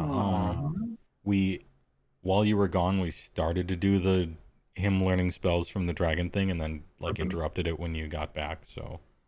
Oh, okay. Yeah. Sorry, I didn't mean to interrupt that. So No, you're good. Do the dragon thing. Yeah. So that's, as I understand, that's kind of the last. Unless you guys think of anything, that's the last band-aid to rip off before we're good to go. So I think we can tackle that. And Mycostrius, after a certain amount, like whoever, we'll get back to you on your completed stuff if you want to go out there and get that a little bit later. Mm-hmm. He will. Yes, he will accept your term. He will do the. He will do the leyline storm if you want a leyline storm. Good. And also the Who dragon. is doing the leyline storm? Mycostrius, that funny druid guy we found. Oh, the druid guy. Okay, I thought so. Yeah. That's right. Mycostrius is doing the leyline storm for you, and the dragon is just giving CJ some cool spells that he'll need later. Cool. Fantastic. I need spells. This is for later. Yeah. This is an important tool we'll need for later. Yes. So you don't know the summon leyline storm spell, but you know the other ones that we overlapped. Okay. Roger that. I will. I have those. Oh, give me a perception. Only CJ. And you. Natural 20. What? Big naturals, you agree? Big Navi naturals. Well, let's have you get lucky then. You're meeting Maeve, and she, teaches you the stuff. And as you look at her, and I don't know, maybe you're moving hair out of your eye or something like that. You tap your scouter, and it scans her. And it says, Merc Company Dark Sun. Retired, formerly S rank.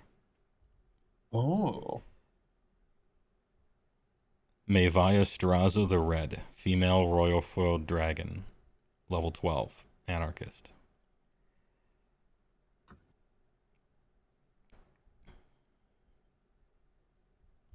And that is all. You just note you get a cool little Easter egg.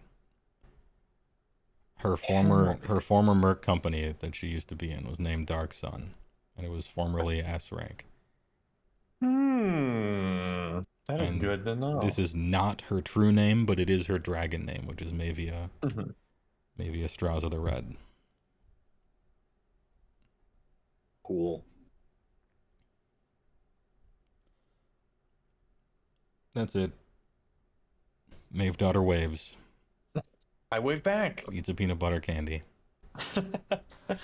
Every time I hit the space bar, I jump in. She's jumping.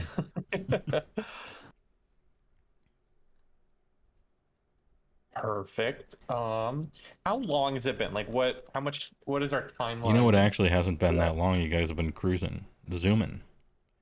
Jeez. Excellent. Maybe, I would say only a few hours. Okay. Plenty of time. We do have plenty of time, actually. If you gentlemen, well, either we've got plenty of time. We can stock up on equipment for you guys. What with your missile racks and your bulletary needs. I don't know, like grenades and things. Things that could come up equipment-wise. Sure. We could stock up.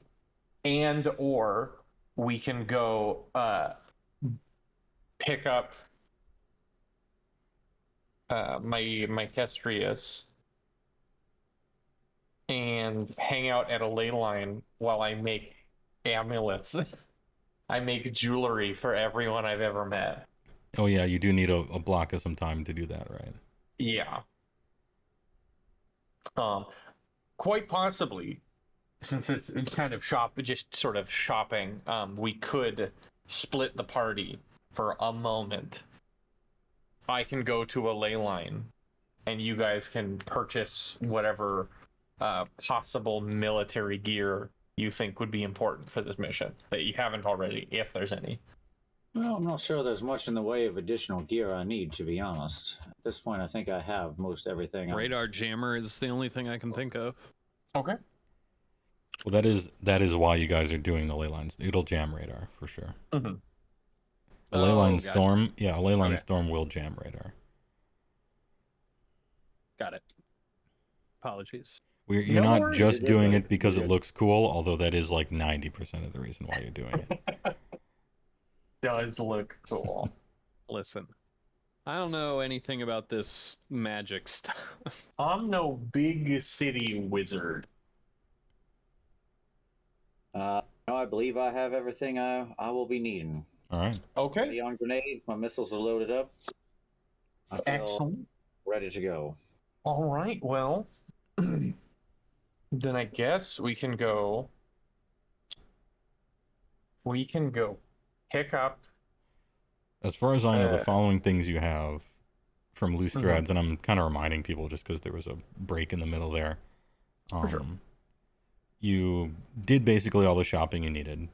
At some point in the future, you got to go meet up with Mike Ostrius and get your armor and make some amulets and stuff. And that'll take a block of time. It just takes a while to do that stuff. And you got to get your mercenaries that you hired and put them all in the truck and get your maps out and go over whatever your plan is with them. Yep. And maybe, itemize out your plan as well. Although it seems to be coming together, and I rather like it. And then after that, might be time to roll out. Well, I think. Well, maybe not on an empty stomach. No, we gotta go. We before anything happens.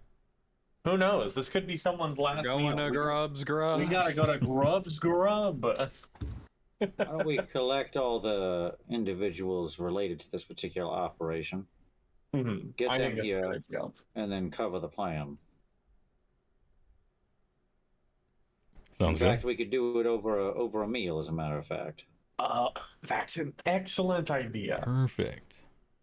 Nothing says cooperation like a shared meal.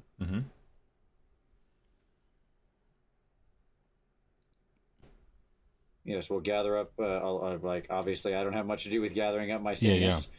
You call them all over. You got codex and stuff, and so you get. Where's the picture of them? Oh yeah, you get the silencer, Senator Mark Freedom, and Marianne, the half dog girl. And bring them to Grub's Grub, which is run by a slurmp. Slurmp. Yeah. Let's go. So to get to this place, you walk past Wonton Louis, run by Louis Xiaofanzo. And you walk past Chimichong Waz, run by Jose Wang Doza. And you stop at Grub's Grub. Now, world building note. Actually, does anyone actually have Lord DB, or am I just talking to players on this one? Lord DB. And chat, no. I guess. I definitely don't. Okay. No, sir. I do not. This is world building note for the chat and for the players then. It's fun. But you don't know. However, you will learn this one. World building notes. Slurmps are slimy and repugnant DBs with quite a smell, and a reputation for being gross and lazy. But unbeknownst to most, They're actually quite friendly and natural green thumb farmers, almost to a mystical degree. And this is canonical from their world book. Enviable farming, and their gardens and crops are canonically the healthiest on the continent. Oh. So you walk in the grub's grub, and as you're walking towards it, you can smell it. But you sit down in a clean-looking place. Treated wood picnic, table seating. Everybody else shows up as well, and they are kind of looking back and forth, but okay, we'll sit down. There's a menu on the side of the bench seating, and it says, push button for breakfast. One push equals sign, one breakfast, exclamation point.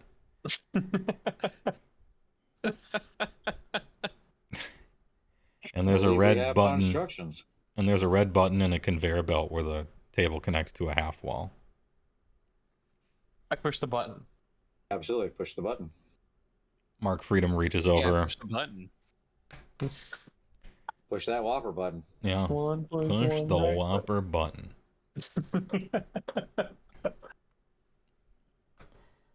All right, I'm hoping with his now that you've told us this garden thing, Yeah. I'm hoping that the breakfast is largely vegetarian. It'll be the first time I've gotten a meal that I really like. Well, the conveyor belt charges up. It's got a bunch of little cylinders that are kind of rotating, almost like a little factory kind of sushi boat kind of thing, or whatever it's called. And then a whole bunch of plates show like up. a conveyor sushi restaurant. Yeah, conveyor sushi. Oh, light. And just like it said, for every push of the button, there is a breakfast that shows up. True to form. And it looks great. Perfect salad. Ooh. Fresh fruit medley. Sun-dried tomatoes in oil on sourdough toast. Sweet potato hash browns. And sunny side up eggs. Thick cut pepper bacon. Whole milk black coffee. Farm to table, incredibly fresh. Tastes like it was harvested 10 minutes ago. You can just about taste the sun in this food. Maximally healthy and nutritious. If only the place didn't smell like the kitchen had a compost barrel, which it does. God, that sounds good. And Good, man, I Farzan, find myself finally, a we bit- have food exactly for you. I mean, except for the bacon, I suppose. Yes, exactly. Of course, you're welcome to this the bacon situation from mine. But I will say I'm happy to finally get something decent that's actually green and leafy in this town. It's been a bit surviving on sort of toast and carbohydrates is not exactly the most healthy way to live. Well, thankfully, none of us need to eat, but I understand not enjoying finally enjoying a Farzan, so I'm glad we could make this work. Yeah.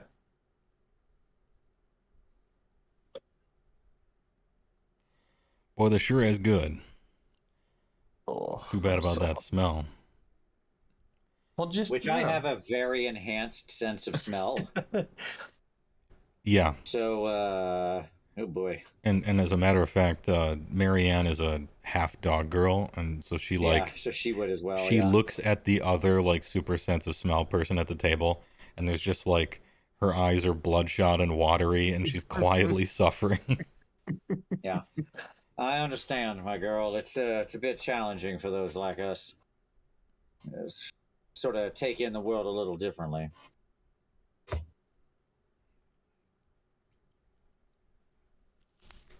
Anyway, you make some small the food talk. is worth it. I'll say that. It's delicious. I'll tell you what. Is there like once we all have our breakfast? Is there outside seating at this place? No.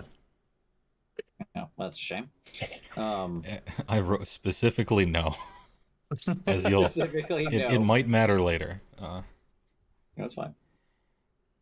All right. Well, why don't we finish up our meals and then we'll retire back to the ATV for some deeper discussion. Mm-hmm. Oh, I think I mentioned this when you first came in. You are the only people here.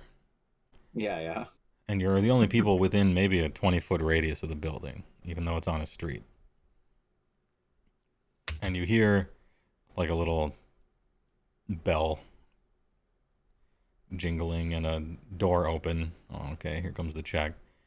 And Grub sloshes nervously towards your table. He's just exactly like this picture except for the beer. Sure. He's got like a check in one of his Day of the Tentacles. Because I think that's a thumb. I'm going to say that's the impression of a thumb there. Sure. And he's got a big smile, but it's nervous. And he talks like Mr. Plinkett.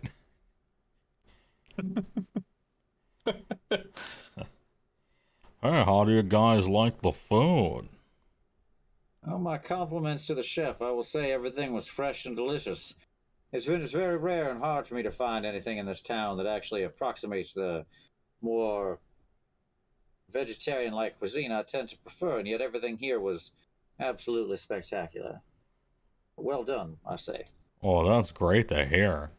Thanks for showing up. I don't get much business here, and I can't figure out why. I thought maybe it was the food, so I kept trying to make it better. But either it didn't matter or it wasn't as much better as I thought. Well, if the food's good, then I don't know what the problem could be. Maybe my prices are too high. Maybe it's a bad location.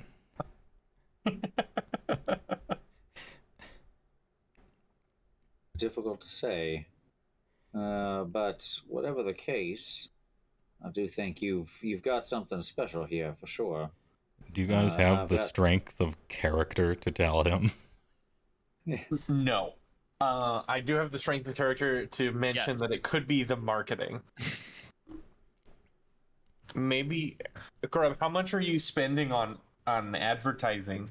You know, are you getting people into town to come taste your delicious spread? Yeah, I put my menu on the map right outside the fill and spell. And it costs me extra every few weeks because it keeps getting vandalized. Were you going to say something, Jupes, before? I have a proposition for you. Why don't I get you in touch with our business manager? He's a whiz with stuff like this. Oh, he's like here. It's just everybody's here. Is Monty here? Yeah. Okay. Yeah, I introduce Monty. Monty, our friend here needs a little bit of help drumming up business, and I know that you're the man I go to, which means that you're the only man to go to. You look Monty in the eye, and you can see that he's going to do it. Yes. Thank God. This place smells really bad. It's keeping everyone away. That's the bottom line. That's it. Food's great. Place stinks. Literally. I didn't want to be the one to have to tell you. But I will take recompense for being the one to have to tell you. And he looks for support. He looks at you guys. He's not wrong. Someone with an advanced sense of smell. I suppose, are you keeping like a compost directly here in the kitchen or something of that nature? Well, yeah. There could be some very simple practices we could undertake that could tackle that. Maybe there are many, perhaps an alternative, Monty. Perhaps an alternative is we market to those with a diminished sense of smell. Ooh. Those like myself, of course, Probably a bit more off the table unless they're the adventurous sort. But there's a wide array of DBs and creatures in this world that don't have such advanced senses and might be more amenable. If you can reach out to them directly, well, you might just have an experience on your hand. Wow, that's The second like... idea. While we're at it there, Montgomery, perhaps you might want to tell him about some kind of experience dining or something. Make it part of the package. The smell becomes an advantage rather than not. But anyways, Monty, you're the business expert, not me. Oh. Maybe I could market to people like me, because I don't smell anything. Then again, I don't have a nose whatsoever, on account of my biology. Makes sense. You know, there's others like you that don't have a nose. You just got to find the right clientele. I will say the quality of your food is excellent, and I highly appreciate it. So I thank you very much for the meal. I really do. It's wonderful. Also, just as a note, you may want to set up some outdoor seating. That might also be a bit of an advantage. Would you ever picnic tables? Picnic tables, or you could even offer delivery as an option. Oh. You know, those are pretty good ideas. Maybe I'll give that a spin in a future date. You know, you guys are alright. Plus, you helped out the solar panel lady. Yeah. Sure. Well, of course. We did. No, we did. You're a good guy. He reaches a slimy hand out to shake. I'm wearing a glove, so I'll shake it. I'm wearing power armor aside from a helmet. Mm-hmm. I shake his hand. All right. Yeah, of course, absolutely. Grub is a sweet angel. I'm gonna make outdoor seating and delivery and increase my marketing reputation. Thanks for all the help. Good luck with your dangerous adventures. He like waves at you and sloughs off. Did he give us the check? Do you ask him? As he's walking away, I mean, I will say, you didn't give us the check. Oh, I totally forgot. On account of the subject being changed, I'm just not used to customers being here. Oh, hell. You can have it on the house. You help my business if your plans are gonna work. And I think they will. I do appreciate that very much. That's quite a generous offer. But please, what do I think this based on the prices? He's got it in his hand. If you're asking for it, he'll give it to you. Yeah, I don't want to hurt his pride. Yeah. So instead, I'll just what do I think the meal would reasonably be? Sure. Like, what would be the reasonable price for them? Yeah, the bill has an actual reasonable price on it. It's like whatever. Cool. For everybody put together, it's 100 probably credits or something. Yeah, for everybody, it's like 100 probably total. Perfect. I definitely lay down 100 credits. All right. I appreciate the offer, but the meal was too good not to be properly compensated for your work. Consider the advice the tip, I suppose. How about that? You know, I will. And his face has no real, it's only got a mouth, I guess, but somehow it shows determination. Or that's what you get from it, somehow. Mm-hmm. He looks at you without facial features as if to show determination.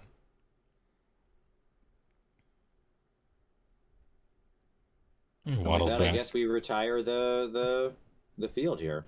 All right.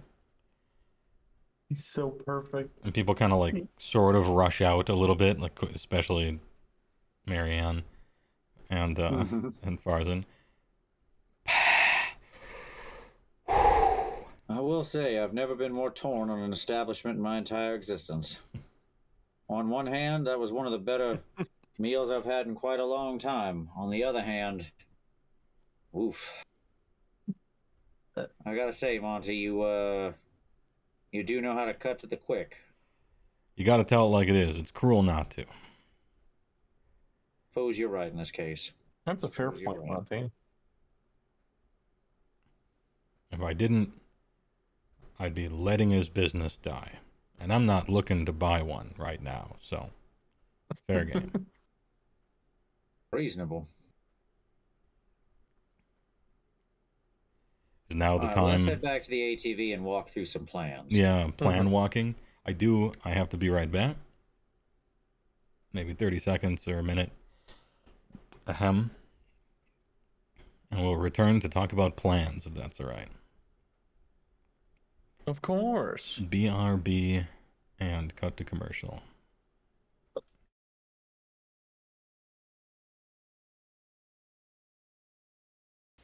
With Klondike ice cream bars, you get big servings, big taste, big cream. Imagine 5 big, moist, delicious ounces of big, hot ice cream. And a coating made with beautiful milk, chocolate, so you can pour big cream. like I've never had it.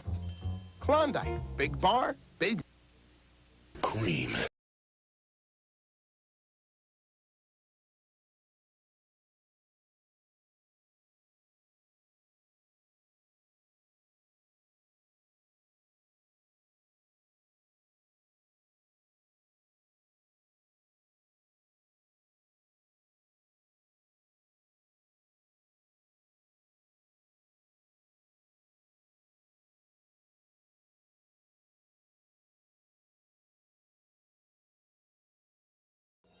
Introducing the best news for ice cream lovers since ice cream began. New Simple Pleasures.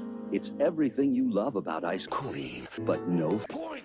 New Simple Pleasures is unbelievably rich, incredibly creamy, and absolutely top. Oh yeah. Because New Simple Pleasures is made with all natural pure athlete, yeah. Instead of point. New delicious all natural Simple Pleasures. There's never been an ice cream like it.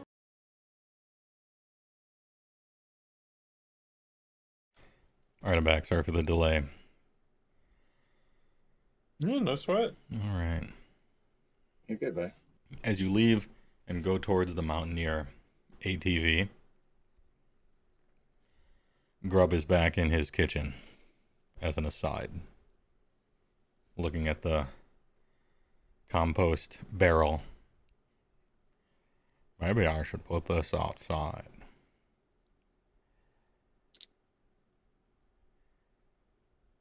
What do I call the delivery?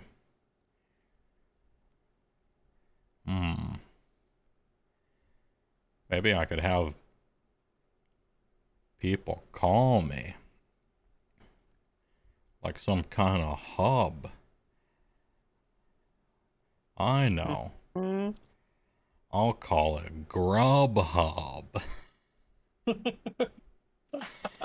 Let's go. And GrubHub was born in Palladium Rifts Earth.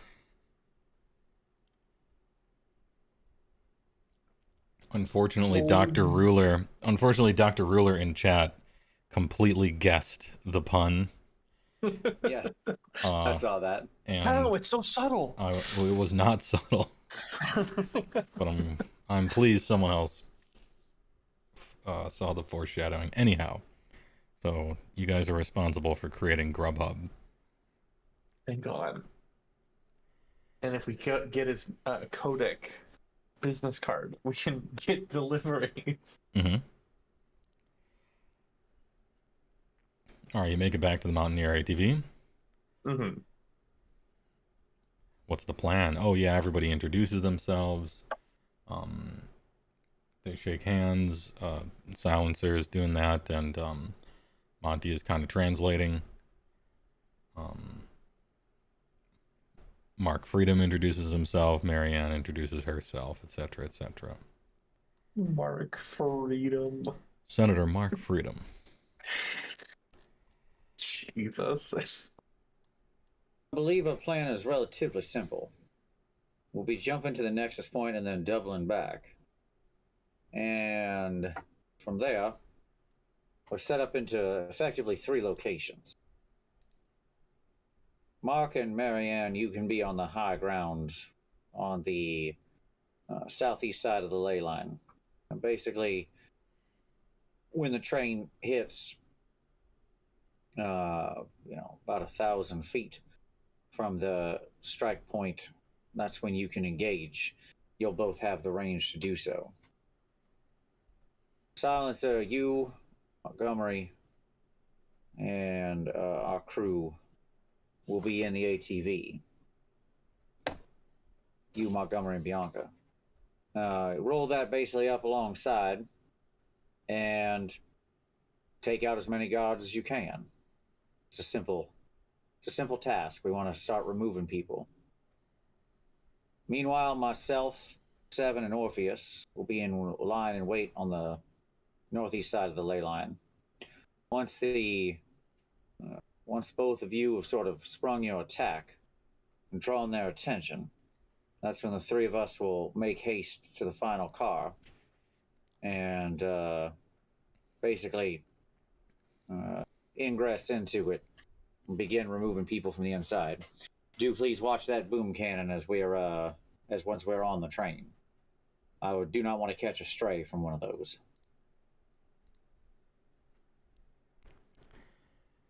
But that's the plan, simple enough. Hopefully we can make our way from the rear all the way to the front of the train. The combined firepower being able to remove any obstacles. And from that, we should then be able to take control of it and retrieve what we need. That's the basic plan. All right. Marianne kind of does the talking for her and Mark. Sure.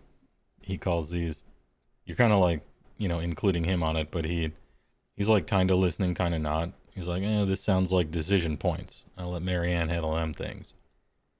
Big brain on that gal. And so she tells you in character the stuff that I told you in GM, like, she cooked up a device and like a program, and here's a thing where you can mark targets and the artillery will hit those spots. They're always aimed. He's very accurate. And so that'll be in game terms, you'll essentially just get an ability that you can use during combat and push the button to get a satellite laser, kind of. Yep. Max 4 per melee round. Effectively unlimited ammo. And I will also, by the way, explain that the way you're going to know that everything is happening is when a ley line storm kicks off. That should slow the train down, make it much easier for us to target. Mm-hmm. So I will make them aware that, like, the ley line storm hitting, that's go time, right? So that way everybody's aligned. And do you want... Marianne asks you, I can't do a female dog girl voice, so she asks you, now do you want drone support on the train as you infiltrate? So what kind of support can your drones offer? So she's got 2 different types of drones. RCG-5 gun drones. They're sort of modified camera drones about the size of like a basketball, maybe a little bigger. And they have a IP7 ion pulse rifle like kind of connected to them. They're like, it's 30 MDC before the thing blows up. It's got a 20-foot speed, and it can shoot a few times a melee round. Ion pulse rifles are kind of decent, D4 times 10. And she remote controls them. She's got 5. And RC7 2 speed drones, she has 2. And those are 18 MDC. And they can, instead of 20 feet, they can go about 100 miles an hour. They got little jets on them. But really, they're just a camera and like a little hand grabber, and you can put something on them. And so those are kind of fast utility drones that don't have a gun. And then there's gun drones. I think is she capable of like controlling multiple at once? Yeah. That's got to be all she does, though. Right. But they're kind of short range. And especially if there's a ley line storm, she's probably got to be on the train to control them. But that's fine. She says. She'll chill in the back and you guys move up. And then she'll have a little area where she'll be controlling all the drones. She'll keep one to guard her.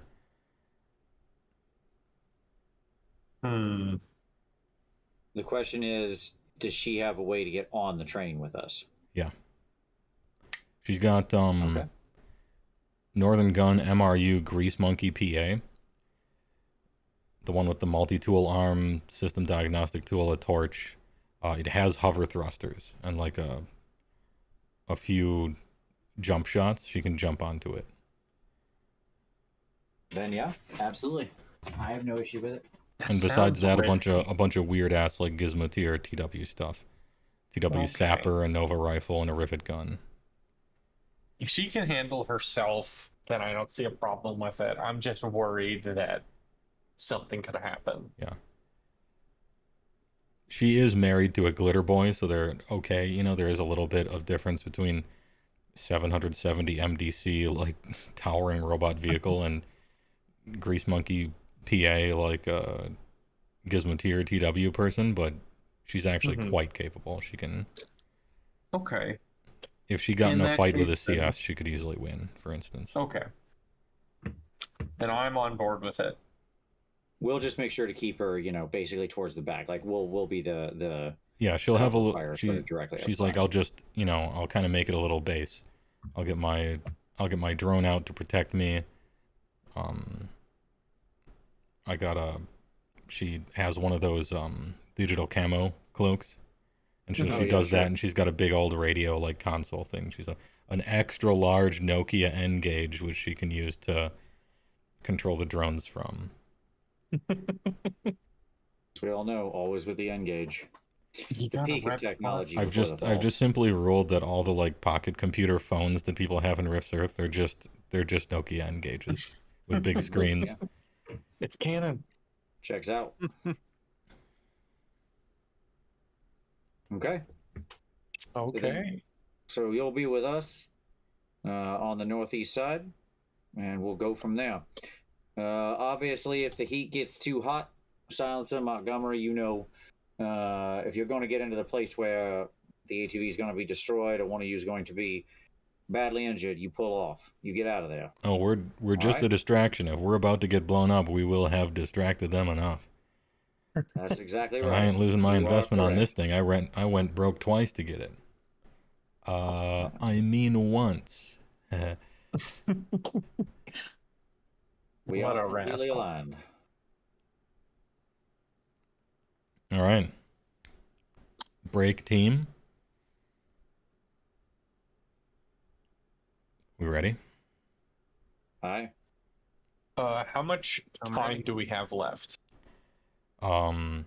Very easily, like, I would say over 12 hours. Okay, so we have plenty of time to go to a ley line and make a bunch of amulets before we hit start. And do that out of combat stuff that we talked about before. Okay, yeah, just wanted to make sure. But I'm gonna fast forward that because it's mostly just bean counting, and we got to get to the. We got to get to the shooting. Mm-hmm. I promised shooting, and I yapped for 2 hours. What are you gonna do? We can't help ourselves.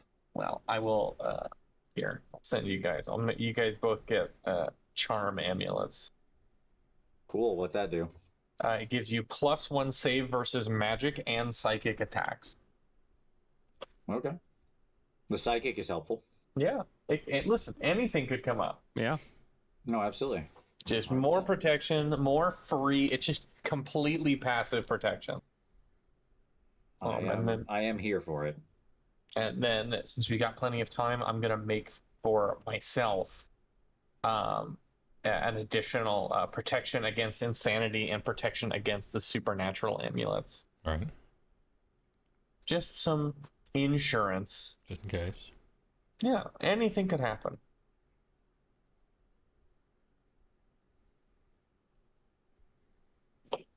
And never mind one more save. You never know. My save versus magic is like just ridiculous. It's redonkulous. Like they're Yeah, so, but hey, one more is one more. People can have spell power. Why not? Exactly. Until that number says plus infinite, it's not enough. Now that's an attitude I can get behind. Mm-hmm. Alright, he hands you the completed work that you guys were working on, CJ. A fresh suit. Oh boy.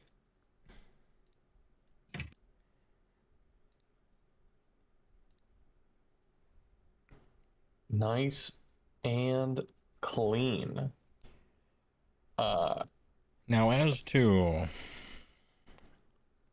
your request for my assistance, you have to solve my riddle first. Of course, this was the agreed payment. And if you answer correctly, I will cause a ley line storm. Listen carefully. When is a raisin like a raisin? Well, when it's all dry and shrivelly. Damn. Yeah. Yeah. Well, it can't be helped. Just say the word.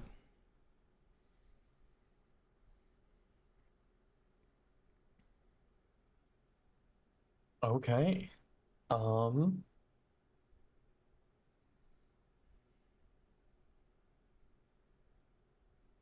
Is that it? You guys ready to go? Indeed. Let's do it. Should be. I'm good to go. Yeah.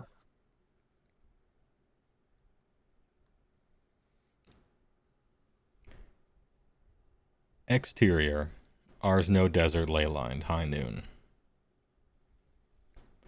Broadkill demons spar with Zytekicks at a particularly magic-rich locale along a ley line.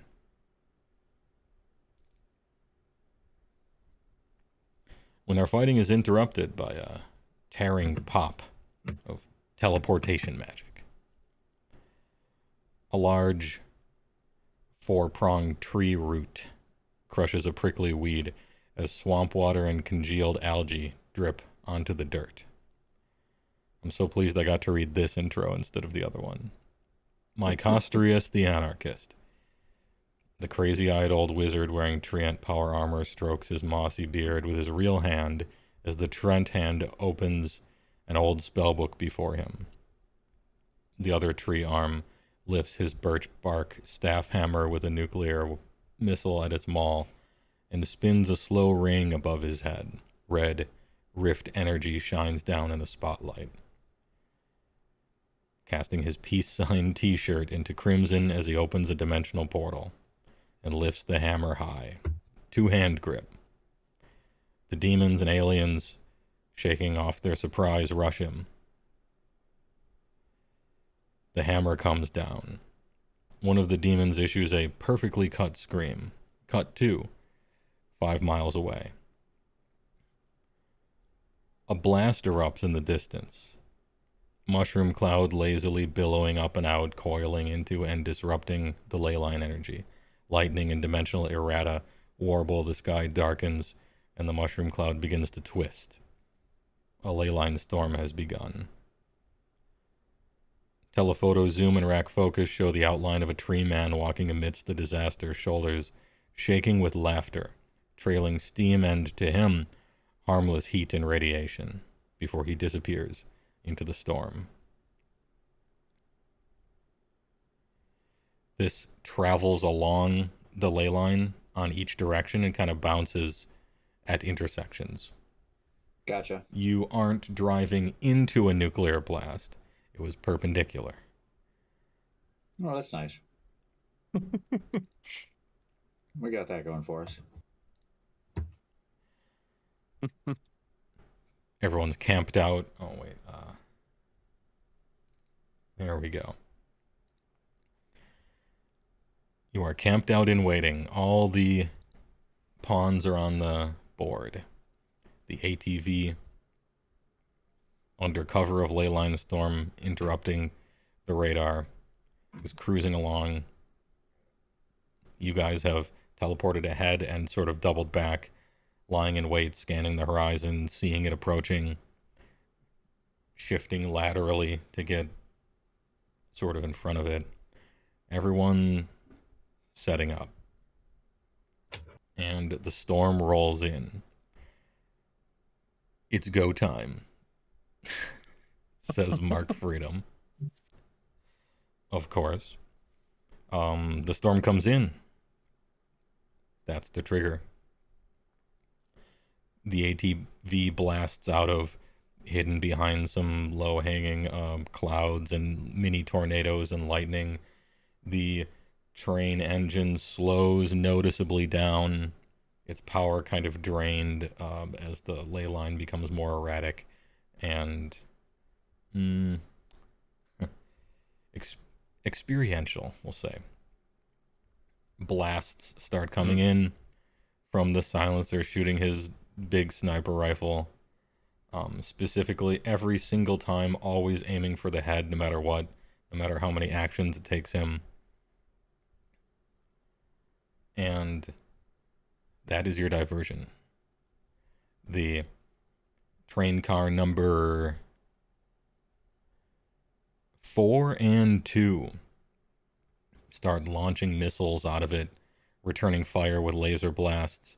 You kind of see the lasers act almost like tracers in the night, because this is, we did this cover of night, of course. Yes. And so the ATV is fighting with the back part of the caboose, we'll say, of the TW Iron Horse. You see little soldiers running back and forth. You can't really hear anything because everything's super loud, but diversion caused. Gentlemen, I believe that's our signal. Gentlemen and lady, I apologize. Is that our cue? Man. That's our cue, huh? That's your cue. It's go time. I'm gonna roll something over here, and it's an intelligence. Which doesn't actually mean smarts. It's, alright. ATV is going to be driving up more, trying to fight against the middle of the train rather than the back, because it assumes that's where you're gonna get on. To sort of Makes draw sense. their fire away. Yep. Yeah. Hit them, get their attention, then pull up. Yep, absolutely. And 3, 2, 1, it comes just overhead. Blast underneath. It's sort of like you're being blasted by jet aircraft almost. There are on normal ones, but it's like magical hover, I suppose. Passes just about over, and now jump jet / fly up. CJ, I'm assuming I will cast. You were creature. just so that you would be. I'm assuming all that stuff, right? Yeah, I activate my 3 eyes tattoos and my all the normal stuff. pre-fight You had stuff. plenty of time to do that. Yeah. Yeah, and I will cast. I'll cast Phantom and tell it to be my bodyguard. Yes. And also cast Creature of the Wind, and so for 30 seconds I fly at 500 miles per hour. Oh, all right. Oh, I thought it was 200. It's way faster than I also thought. thought it was 200, but I pulled it up, and yeah, it can travel at 500 miles per hour or 800 kilometers per hour. See, now that's a spell. It's real magic. It finally happened. One spell impressed him. We did it.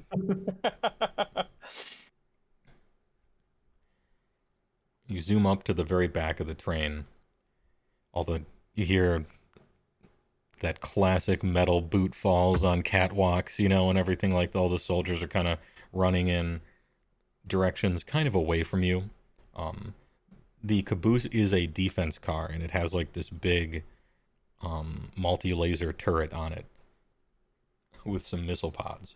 And it's currently faced in the 11 o'clock position away from you, firing at the ATV.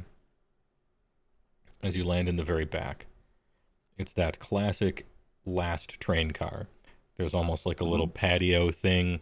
There's a door. Nobody's here. You land on it. You're probably only going like 50 miles an hour at this point. Yeah, because the ley line storm slows it down probably just half or something. Mm-hmm. It was traveling close to the ground, that being like maybe 100 feet or so, because they do typically travel close to the ground when they're able, just to be a little more safe, out of line of sight. Yeah, because not only that, if they do hit a ley line storm and a ley line bolt directly hits it, like the significant bolts, it can actually shut the train off temporarily, and then it won't stay on the ley line. It'll fall. Yeah, the lightning bolts are weird. They affect. They don't just have the lightning bolts. Don't have stats. It's like whatever it's hitting, that determines what it does.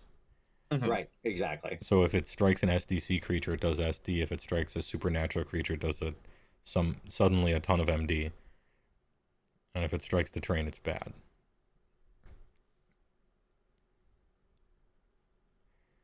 You're on it, and you can act. Good. Okay. Well, that car is empty. This is the closest target. Yeah. First of all, do we have foes in this rear car? So you are outside of the rear car. There's like a little tiny patio that you've landed on at this point. We're all in the back of the caboose thing. Yeah. Yep. Absolutely. Can we see inside? Like, is there a way to visibly see inside? Yeah. The windows are tinted, but you can see shapes moving around. Okie dokie. And there is combats happening, but you're not part of them at this moment, so they're just happening. Yep. All right. Well, I assume is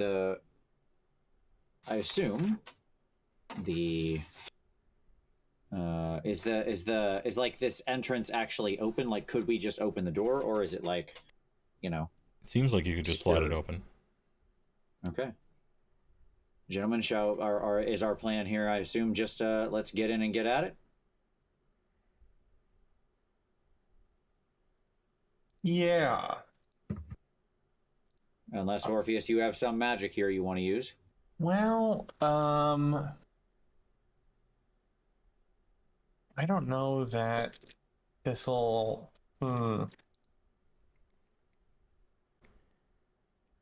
No, I think we're at a point where we have to start encountering problems for me to. Sure. I do have Jupes, I just got your message on Discord. Are you still experiencing a massive delay when you talk? Or when I talk, I should say. Yep. Oh no. You want to reconnect to Discord? Yeah, let me see if that helps. Yeah, I'll give it a sec. One moment, please. Isn't it just night of 1,000 funny interruptions? Yeah. This is this is what you get. This is reality, right? This is the. Look, the when I human was tradition. first playing Dungeons and Dragons, I never thought that I would be able to telepathically play Dungeons and Dragons with 4 people 2,000 miles away from each other in a pentagram. This is true. And broadcast it to the internet. And so usually that works, and sometimes it doesn't. But it's still amazing. That it never works at all is a miracle. If you told me that in 1991, it would blow my mind. So. Well, he's gone. Just some quick Yeah, questions, go ahead. because so we see some number of shapes moving around inside the thing. Yeah. That's fine. I'll flip over my eyes to like heat vision and stuff like that. Like, I have full multi-optic cyber eyes. Yep. So like I'll predator over to ultraviolet or infrared, so I can actually see how many specific beings are inside. 5. Okay. There used to be 8. You're watching 3 leave the room at this very moment on the opposite side. We are going to let them completely egress before we go in. Yeah. Okay. General plan is when we go in, we are going to we need to like be relatively subtle here. So, you know, CJ, if you've got like a spell that can do shutdown things, I like this is just Vince talking. Like I know you've used some shutdown things before, like magics, right? Like shutdown type magic is good. Yeah. So we don't have to get in there, because like I don't want to jump in this room and drop 6 missiles. Like that would answer the problem. Right. But it will also potentially blow up the train car and tell everybody 3 cars ahead of us we're back. Yeah. Yeah, I will say as like far as collateral damage, would probably get lost amongst the sound. Oh, what'd you say? I was just saying regular plasma fire, like if we engage in like gunfire in here, it should be lost amongst the sound of the train, the storm, and the boom gun going off, and like lasers and missiles and everything. Like there's plenty of ambient noise, but if we create a massive chain explosion in the back, people are gonna know it. And in looking this up, TW Iron Horse train cars have a surprisingly small amount of MD. So Yeah, collateral damage-wise, explosions is probably not what I would go for. Yeah. We could lose a car here real easy. Yeah. You can disable the train fairly easily, but it's worth 500 million credits, and it's got a even more priceless cargo on it, so maybe not. Maybe not. I mean, you can count the number of these things that exist in the world. On There's like both your 5. hands. Yeah. This is very valuable then. And Jupes is rejoining pretty soon. He had to reset the computer, and his internet just kind of dropped out and is coming back.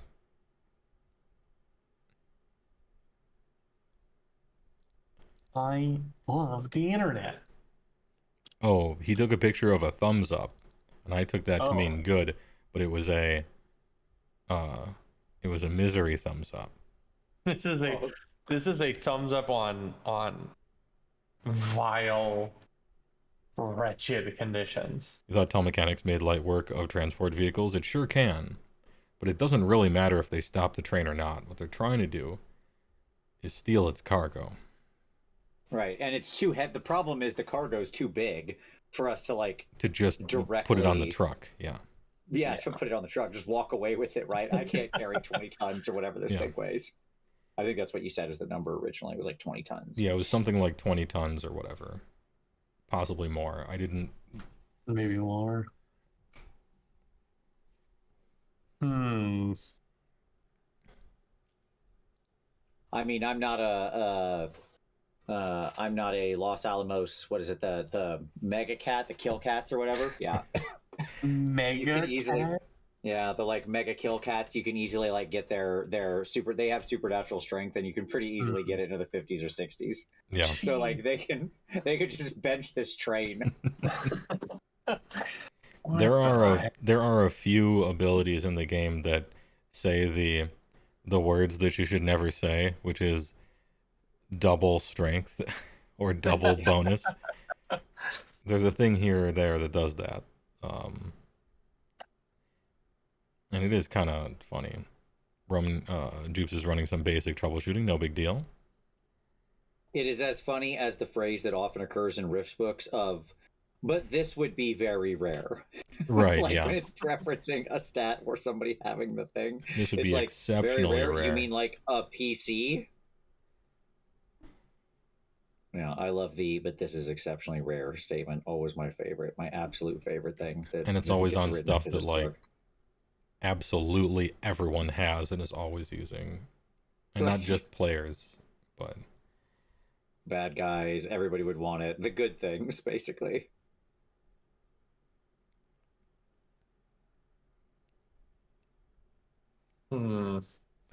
Service outage. Awesome.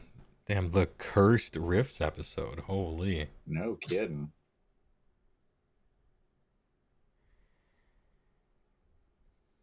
And it's interesting because if you guys were just walking around talking to people, we could just do that. And then he could type and we could transcribe. But it's the actual combat episode. Of course, yeah. Well, it had to be, right? Like, why wouldn't it be? Yeah. It's alright. It takes me forever, but I am editing each of these shows into a YouTube video, so nobody has to see this. Everybody here, thanks for watching. You get to see the thing that shall not be seen later. You get to see the sausage get made. Yeah. Live hot dog manufacturing. Don't worry, it's not live. Do some more Mr. Plinkett voice. Do another funny voice. Your voices are exceptionally good, HeyWoah. Let me just say that. I'm a sucker for a goofy fucking voice, and so last time when we met Mike Condrius for the first time, I couldn't not. It was awful. Yeah, I was editing that and I like heard you actually dying in the background, like you could, and it just cut in. It was I voices make me laugh, but I also completely left field. The funniest voice I've heard in a month. It's a real dweebus voice. Look, my worlds are weird and they're filled with weirdos, and so am I. And that's fun. As it should be. And that's fun. But also, I do the kind of voices that I can do. Like, I'm not... Mm-hmm. If you guys actually went to Wonton Louie's, right? And you're like, you know what? You're saying you're not going to get canceled? I'm not capable of doing a Chinese Italian accent. I'm just not. I don't know what that sounds like. Is anyone able to do that? Probably somebody who was like born in China and immigrated to Italy or something. Yeah. Oh. So I'm not going to be able to do a Louis Xiaofanso, which is the owner of the restaurant. And Jimmy Chong was, I can't do Jose Wong Doza. I can't do Spanish Chinese either. And I'm not real good at I'm not real good at like girl. One of my executives I work for was born in Ireland, lived a bunch of his life in Amsterdam since he works for my company, which is out of the Netherlands, but also lived in Singapore for a long time. So his accent is some combination of like sort of Southeast Asian, Irish, Dutch. And that is a unreplicable accent. Wow. I cannot. Wow. Jesus. What a eclectic mix. Very interesting. So yeah, I can't do those, and so I don't. And I can't do girl voices because my voice is too deep for it. I try to sometimes. I tried with what's her name, the Southern lady. I can kind of do maybe sometimes a Southern girl, kind of. Or like a 90-year-old ex-biker lady. But, you know, you do what you're capable of doing, really. If you're trying to do a dead ringer for the Armored Core 6 handler walker guy, where you sound like you've smoked for 35 years, well, hey, I smoked for 35 years. I could do the handler walker voice. But first of all, I quit. And second of all, it's too fun to do... like just all in on the goofy stereotype guy. The grizzled, super serious man, you know, the worm tongue henchman guy who's always whispering in the ear, no, master, you know, do this. My machine.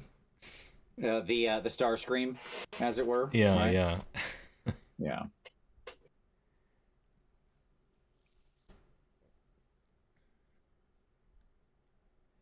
So I don't know, you do what you're able, and plus, like, I don't know, I feel like D&D, since we can go on a tangent here, if that's all right, waiting for of course. the universe to allow Jupes to have fun.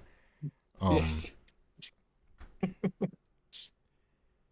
Some GMs say the show must go on, and some GMs say no man left behind, and no one's wrong. It's just how you do it, and if everybody knows it, they know it. And for me, it's no man left behind. And that's that. So we'll wait, no big deal. I got some entertaining people on Discord. But what did I say before that? Hold on. I completely ruined my... Voices. Yeah, we were talking about doing voices. Oh yeah, doing funny voices, yeah. Yeah, I get it. I have like one girl voice. And all of my players know my one girl voice, right? Yeah. Is it kind of a Monty Python group? A little bit? Or sort of. That's not true. I mean, like, I guess you're right about the southern thing, because you can always sort of just go for the southern. you can lilt drawl it. with a You little can bit lilt of it a little lilt. bit, yeah. Yeah, that's right. You know, a little bit of that. Yeah, like that you can pull. That I can pull off. I suppose. To like pull off is a real stretch there, but you know what I mean. Like Sure. roughly sound like it. I mean, I love voices in case that's not obvious from me Yeah. doing this current character's accent. So like I use voices all the time, both for my characters and for when I'm DMing. But And there's yeah, I so mean, many just some you different can do, southern some you accents can't. that are so fun too. Yes. Like there's the Yes. George Bush Texan, there's the Louisiana, there's the Georgia, there's some comical kind of foghorn leghorn ass stuff. You can go all sorts of places. You can go Appalachian and be almost incomprehensible with your, I don't know, dialects and stuff like that. Someone accused me here in an early episode. Someone was like, "Why does Vince sound like Foghorn Leghorn?" And I was like, "Whoa, Fozzen does not have a Foghorn Leghorn voice. Fozzen's voice is much more, as you said, much more Georgian, right? It's Yeah, much it is. more It's more Georgia. Yes, that soft Southern drawl, but a bit of the elitism to it. Like if he was going to if somebody asked him if he wants his bread if he wants white bread or wheat bread, that's how he would respond to that, right? He'd enunciate it in that way. Yeah. Big mint julep guy. Big mint julep guy, yeah. I mean, a lot of times, especially for people who aren't used to them, you know, it's probably the same thing. If you do like a Brit Bonger voice, it's just that one type of British person, but over there they all know all 9 different ones and they can tell it immediately. But if you say Southern, everybody knows kind of a Southern drawl, but there's actually tons of them. We have a running gag in my regular Tuesday D&D group that every time somebody uses a British accent, they go like, "Oh, I was always in full sort of Cockney type of thing." What's all this then? Yeah. And You got a license for your TV. Yeah.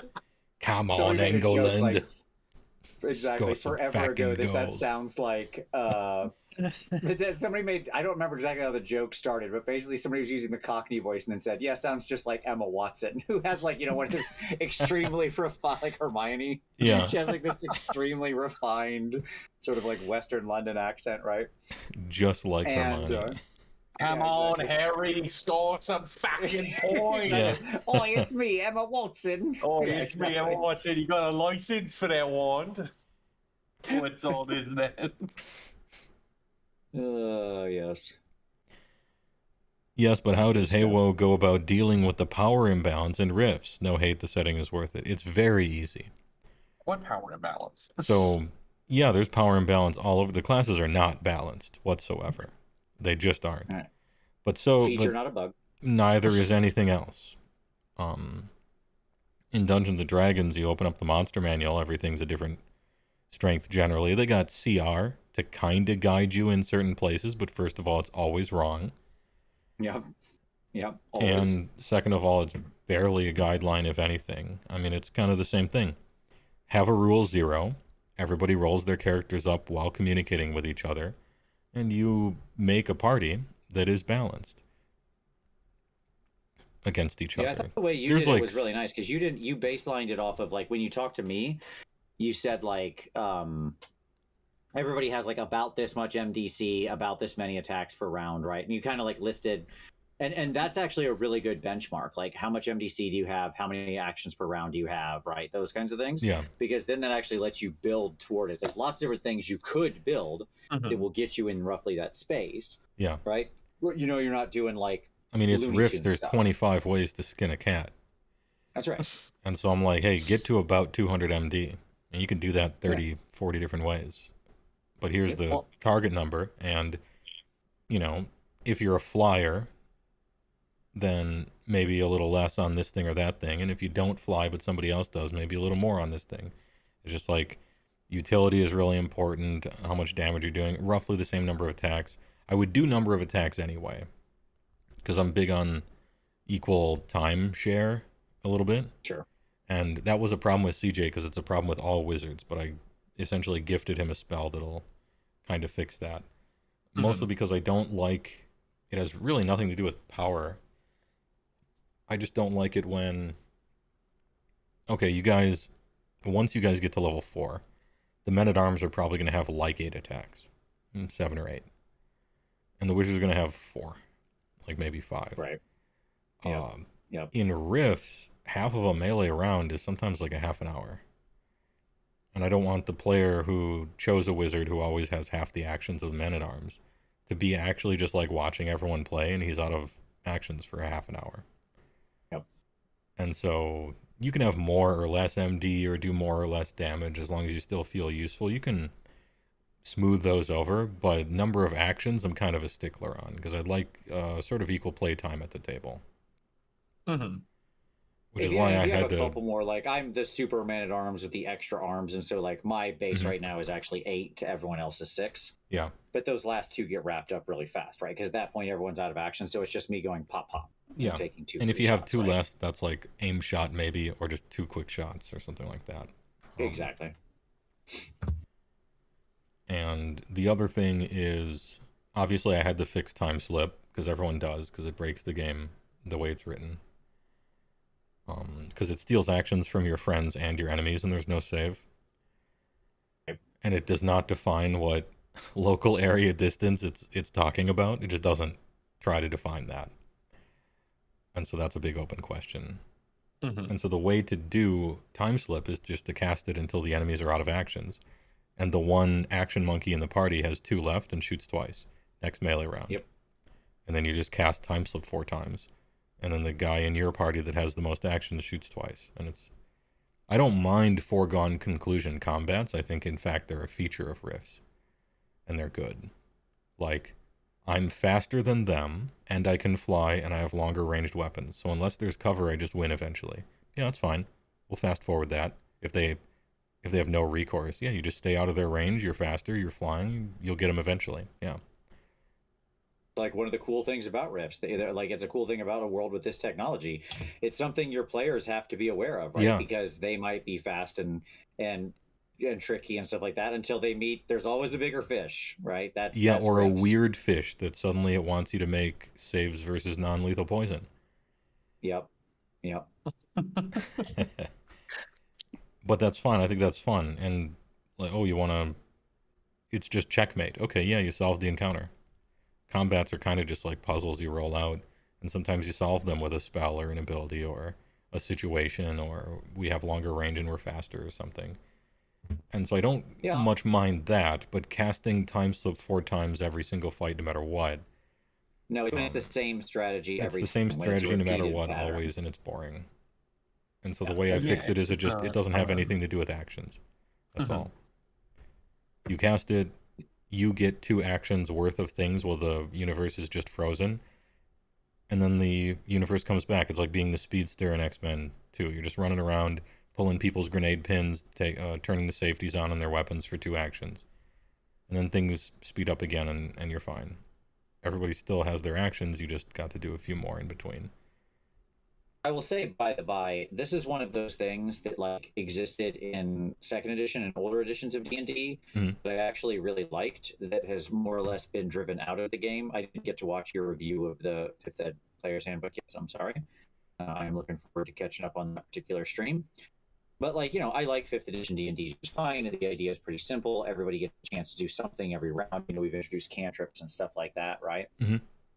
Over time, there was a general drive towards like everybody gets to do something every round. But of course, that wasn't free, right? Monsters had to become tougher. People so they can withstand everybody taking an action. Because HeyWoah, I think you might have played 2nd edition, of course, back in the day, right? And if you were playing like a wizard in 2nd edition and you're like less than 10th level, it wasn't uncommon for you to get in a fight and be like, maybe I cast a spell, maybe I don't, maybe I cast 1 spell. Right, like maybe I can throw haste on this dude and then just like chill. I'm blowing my nose real quick, but yeah. Yeah, right on. Like you could just sit there, and then there would be, and you do nothing. Like the wizard would just sit there for the whole fight, while the fighters and rogues or rangers or whatever went and swung swords and basically brought the thing to a conclusion. And then meanwhile, you'd roll up to the next fight, and the wizard would unleash a spell and be like, and that's the fight over. Right? Yeah. Bam. Done. Because it was action, or it was spell slot economy in the absolute extreme. The sub game was can we defeat this encounter without the wizard wasting a spell? Right. Yep. And So I quite liked that. It was like, that. it was I kind didn't of like mind sitting there. I counting, played a lot of wizards. it was the counting bullets of a survival horror. And I really Yes. liked that gameplay, which you can do in Rifts. Everybody does MD, including me, but you can do an SDC game, and it's actually like, it's kind of like a Resident Evil Silent Hill kind of thing. You're counting how many silver bullets you have. Somebody in town finds a half-destroyed Samus, and it's like Fist of the North Star. When someone finds a machine gun, they become king of the entire city for a while until it runs out of bullets. And it's actually kind of cool, and it reminded me a little bit of Second Ed because, well, Rift is kind of based on Second Ed. But anyway, Very I much grew agree. out of that time period. I agree, and we have kind of lost that because everyone's got to do stuff. But it's weird. One of my complaints when I was reviewing the PHB, and I didn't get even close to all the way through it, but I will eventually. I unfortunately started looking at classes, and that was wrong. I should have just gone with backgrounds, feats, and saved classes for later.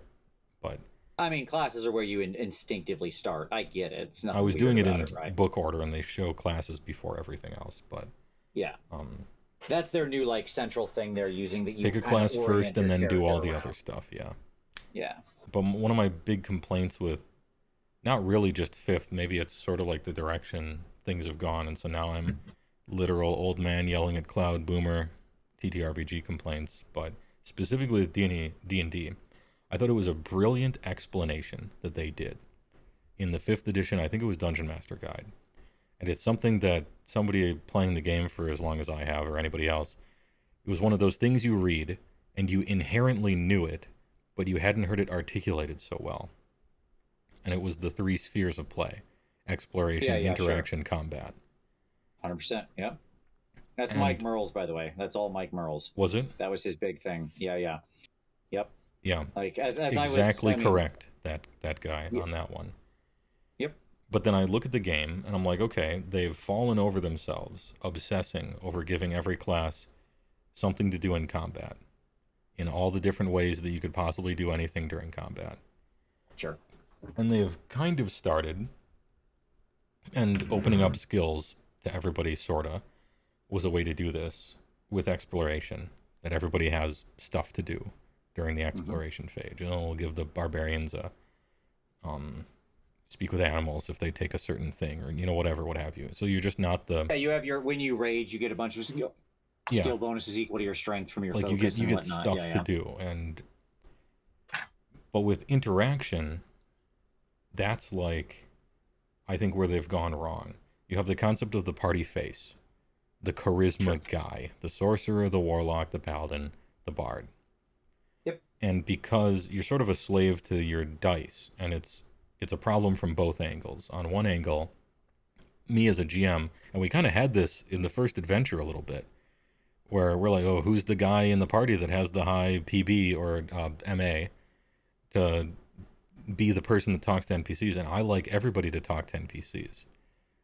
I like everybody to interact with them, and if you're not good at talking, or if your character isn't good at talking, well, that's interesting. Unless you, like, as a person, you really just don't want to do that, then fine. Like, of course, like, this is supposed to be fun. Don't do something you don't like, right? But I like everybody to interact with that not stuff. Comfortable with it, yeah. But in D&D, it's like, well, I have a +7 to talking to NPCs, so I'm the guy who talks to NPCs, and everybody else just kind of has to watch them for that whole third of the game. Yeah, we'll often just let that happen. And every time you don't do that, you're sort of punished for it. It's like choosing an auxiliary unit. Oh yeah, the wizard had a cool idea and made a convincing case, and then okay, roll it, +0. All right, you fail. Man, if only we had the bard talk to him, it would have done it. And so the obvious answer to that then is, well, which is what I do a lot, well, don't roll the dice then. If they say something that makes sense, then just do it. But now you get a little alternative pushback, because I made my charisma 14. I took these skills and I took this class, and anybody who talks to anybody, as long as they make sense, they just get that. And so it's like, should I have spent those points? Did I waste the things that I chose for my character now? And so it's a little bit of a weird push and pull happening there. Yeah, I think it's like, for me, I think you can actually balance this pretty easily. Here's my general strat with it. I mean, right? the GM can, for sure. Yeah, and I think that's ultimately where this comes down. So, like, here's what I mean. Like, there's a lot of NPC interactions in the game that aren't, like... They're not load-bearing. Yeah, thank you. That's such a good way to say that. They're not load-bearing. Yeah. Yes. Loads. So, like, share the load. You know, you're interacting with merchants, you're interacting with just, like, people along the journey that are going to, you know, kind of generally aid you in what's going on, but it's like, it's not make or break. Yeah, right? some beggar on the side of the street, some kid that, here's 5 copper pieces, kid, go get yourself an ice cream, any flavor you want, you know, just low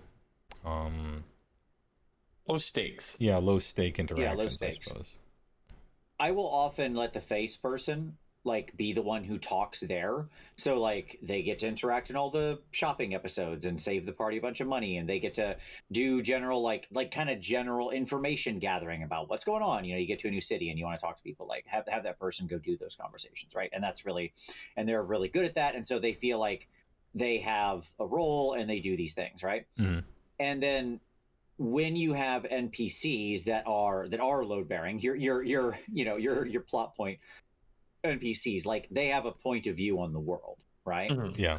And so then what I'll have them do is, like, directly address whomever in the party is sort of most aligned to them, like, regardless of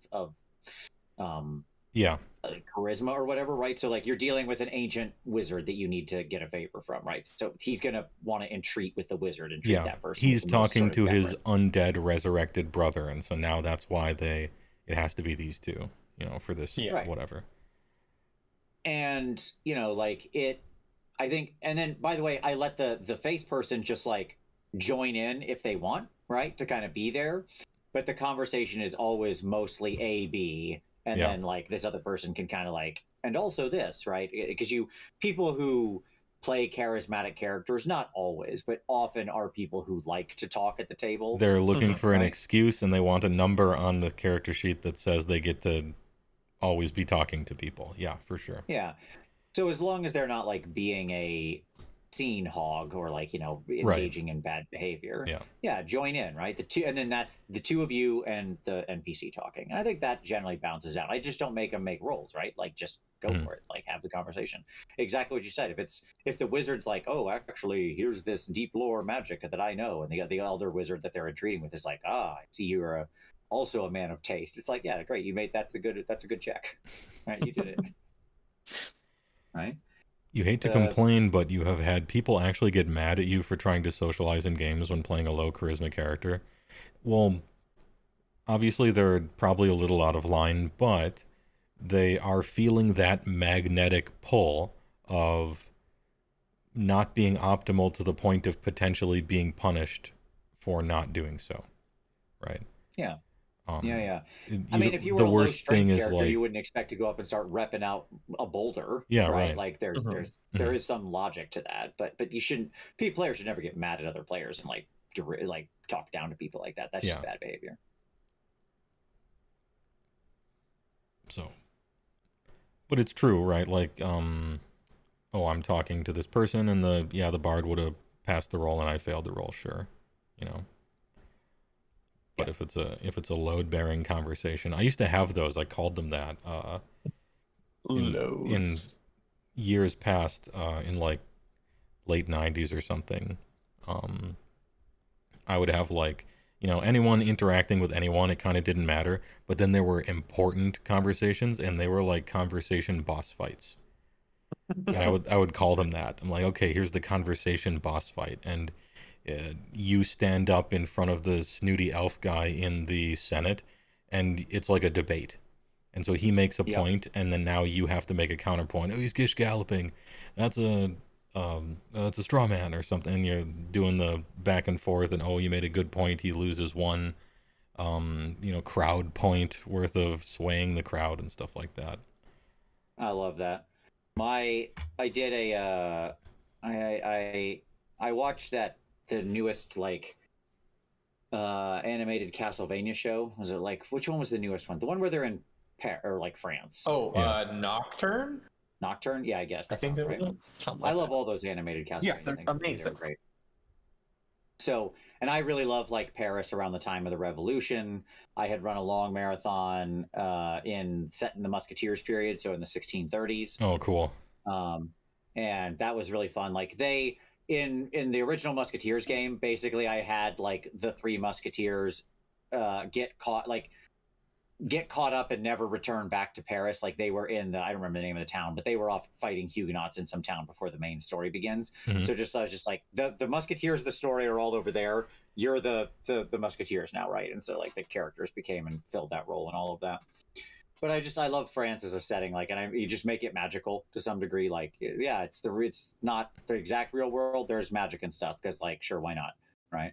Much like that show did. So I watched that show and I was I want to run a Vampires in Paris game really bad. So I ran a 1789 at the dawn, at the right before the Revolution game where Louis the 14th, the Sun King, is still in charge because he's a vampire and never dies, and he's the only vampire that can be in the sun because he's the Sun King and all that. The Sun King, ironic. Yeah, indeed, and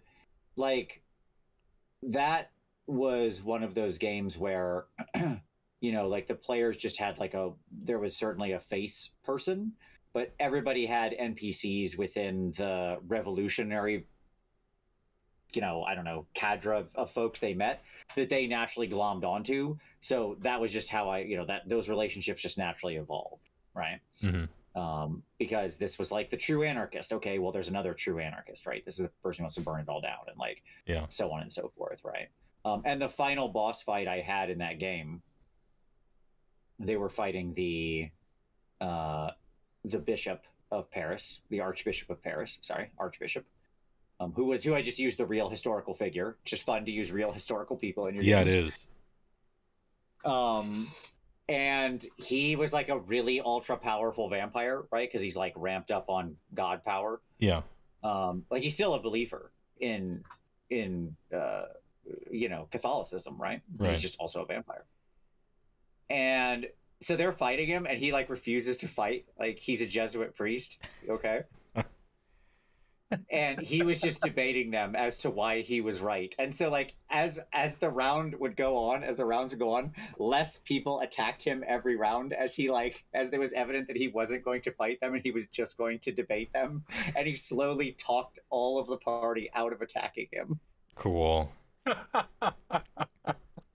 they just couldn't really hurt him. If they, I guess there's probably something they could do to all pile in on him and do something, but if they had to all really get focused up and they just weren't, because he was just don't fight here, I want to explain. And then that stopped one person dead cold or two people dead cold, and then everybody else goes in on him and he just starts regenerating, and he's explaining the certitude of his purpose and why he believes in the faith, and why if they truly follow God and wish to bring the will of the church to the people, this is what they should do, and so on and so forth. And by round 4 there was one person left. He's are we not fighting him? Did we change tactics? What's going on here? Yeah, but yeah, I love Debate Club as the as sort of a boss fight that's just a debate, right? Exactly, as you said. Yeah. Yeah, there are puzzle boss fights, and there are dialogue boss fights. I like stretching the definition and doing weird stuff with it and setting up little rules. 100%. The coolest thing that I remember doing is something that I can't talk about because I'm copying it for this game. Not this particular game, but it's going in here. It's the greatest. I did it once and it was so sick and it worked perfectly, and I have a hankering that it's going to work again. And, I can't wait. I can't wait. Just you wait. But I was kind of it's obviously a joke about the roller coaster tycoon mercenary thing, but there will be a little bit of that. That's kind of almost exactly how the rules for it work, as I look them up. But That is going to be the thing. You guys need a base first, obviously, and then we can start creating little teams and hiring people and sending them off like a phone game, like Metal Gear 5, and acquiring more and more little troops and having them level up in ranks. Savage has a method for this. Basically, you need to get success tokens as you RP and roll. Success tokens. Okay. Yeah, I mean, the exact mechanics of it, I can't even remember what I did before. I think it was just like, if you make a good point, they have to refute it, and if they don't, you are narcissistically wounded, and you have 3, like, id points. I was kind of young, and so I was just taking whatever words that kind of meant stuff and just assigning it to essentially a really simple system of, like, you each have 3 hit points. If you're really cool, you do a damage, and sometimes they could heal by making excuses for something and things like that, but you didn't want to overcomplicate it too much.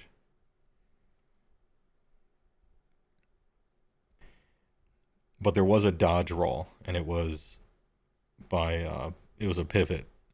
Like, if you don't quite answer the question, it was a double entendre. It was a dodge. You wanted to be asked. Yeah.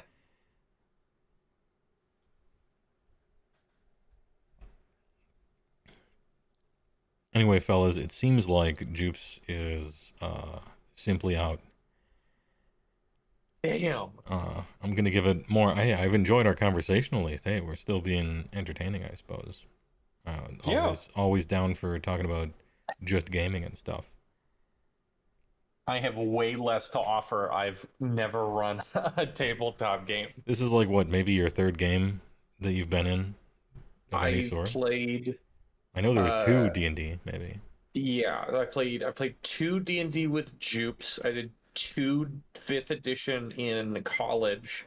So this is like my 5th game ever, and really my first not. Your first not D&D? It was specifically not 5th edition. Oh, okay. Well, on one hand, it is kind of jumping into the deep end of a legendarily and infamously complicated, poor rules, broken, unbalanced, infinite options sort of game. But first of all, I like all that shit. And it's not as bad as people say, I don't think. No, it's awesome. Listen, this is what I wanted. My problem with 5th edition, it's good, it's great, especially, but it always felt like the ceiling was lower to also lower the floor. And Rifts is exactly the opposite. So, I like it. Yeah, in defense of 5th edition a little bit, obviously you can always just make anything up forever. Oh, yeah. And so any system is as deep as a person cares to have as a part-time job making up stuff for it. Of course. But it is kind of nice that they've given me 100 books. Yeah. To just double-click on. Or the physical ones that I still have, but they're in, like, the basement of my parents' house or something like that, in a blue plastic rubber, like, tub, and it just has, like, 70 Rifts books on top of each other. Half-price books was a hell of a drug in the early 2000s, let me tell you. Oh god, those Rifts books were everywhere at half price. That was where to get them. Yeah. My half price is right beside Ohio State University. People go to college, they buy RPG books, then they leave college, they sell the RPG books. You could just go in there and it was a paradise. Hard to find them anymore. They don't show up there. I've gone to a couple of half price now, and they're not around really. I've been to a couple around here just looking for anything, and I have yet to find a single Rifts book at any hobby store, game store, or half price. Well, on the cusp of 2000 and on into 2005, 6, even 8, it was still riding that generational wave of Palladium books briefly defeating D&D as being the most popular TTRPG. I think it was for a little while. It was right at the end of the at the end of Tail the end of TSR second. era, where Yeah. it passed over to Wizards, but nothing had happened. And then third edition came out and blew it out of the water, and it was over. Damn. But, you know, it's like Vince said, the kids going to college, picking up all the RIFTS books, and then selling them off, and then, well, it has been a good 15, 17 years since any of that has happened. So yeah, it's no surprise that they're becoming hard to find. But that's fine. I like my TTRPG books to be old and kind of smell like maple syrup and be like a wizard book that you open up that you found in the bottom of a half-price books or a library somewhere, like an actual wizard book that the wizard you're rolling up would be looking in. I kind of like that. Which is why the cover of the third edition ones were so cool, because it was like a physical picture of like this sculpture of a wizard book, you know, that they made for the third edition ones, dude. the blue one, the brown PHB one, and the red one.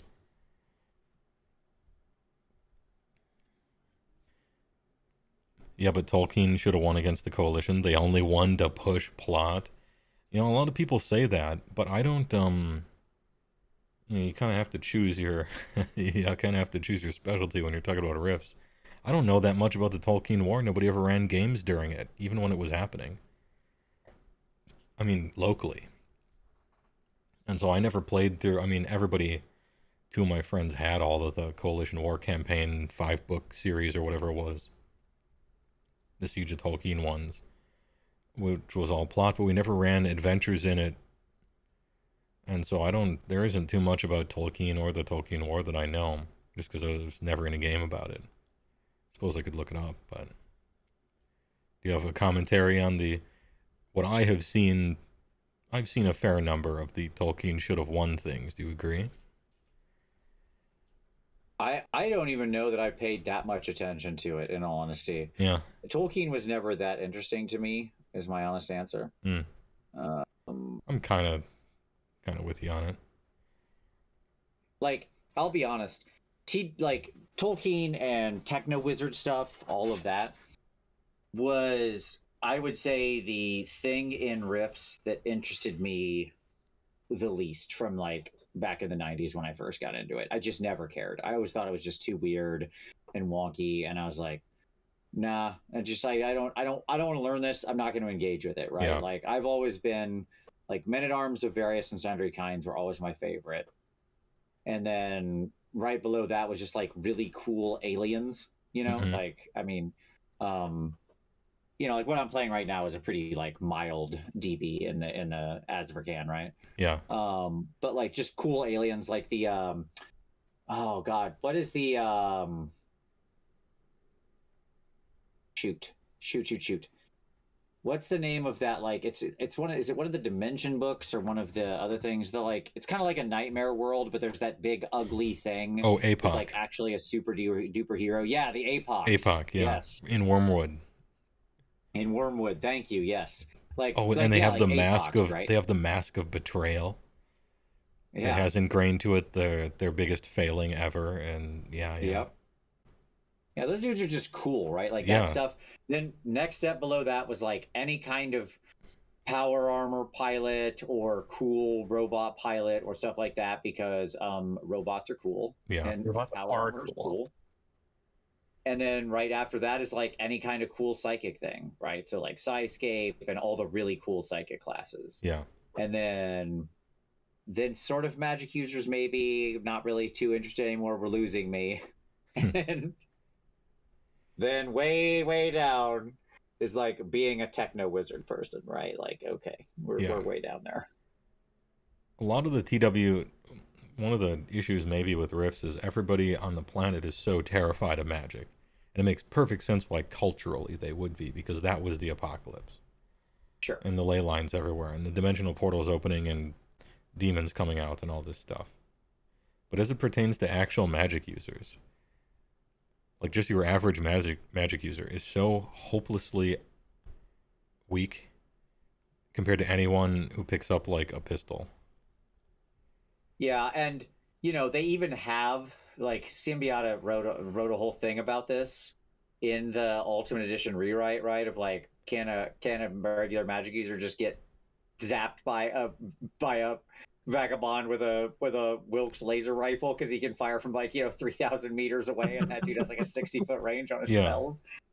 And he like bends over backwards in a bunch of ways to explain why that's not, well, maybe that doesn't happen like that, and blah blah blah. And it's like, yeah, maybe it doesn't. Maybe this weird situation you've construed isn't true, but most of the time you just run into people and they have guns. Yeah, and magic ranges are so they could only be that short by complete policy, like magic has to be very short range. It just has to be. And then all the guns are like 1,600 feet, 2,000 feet, right? 1,800. Just crazy ranges. You're shooting some guy for like 17 minutes as he's walking towards you, and then finally he gets into magic range. My man's on a lawn chair with a little glass of lemonade that his skeleton helper is just pouring for him, and he's shooting with a laser pistol. It always seemed weird. But then they put like every 40 spells they put one real zinger in there. You sure? That's for sure. What changed me slightly? What brought, because even regular magic was way down for me. Yeah. What brought, like, unless I'm playing like a demigod or a godling or something, right? Where, sure, like I'll take a magic class for free. Why not? Yeah. Well, the classic sentence where it's just like all the powers of a leyline walker. Oh yeah, sure, just the whole class. Yeah, why not? Yeah. Exactly. Free leyline walker. Was when they published Lords of Magic, right? Like book 16 or whatever. That's a cool book. Those weirdos are cool. Yeah, the Federation of Magic with the bizarro character classes where it's like you can't cast any spell below level like 10 or something. And the ones where you can cast like virtually an infinite amount of spells, but they all have to be level 1, and your entire class is about constructing gigantic like golems that walk around and fight, and just so weird, and all of them are so goofy. High Magus and Lord Magus and all that stuff. I thought that was cool. Yep. Like that got my attention just because it was so weird. It was like cool, right? It was flavorful. So I enjoyed that.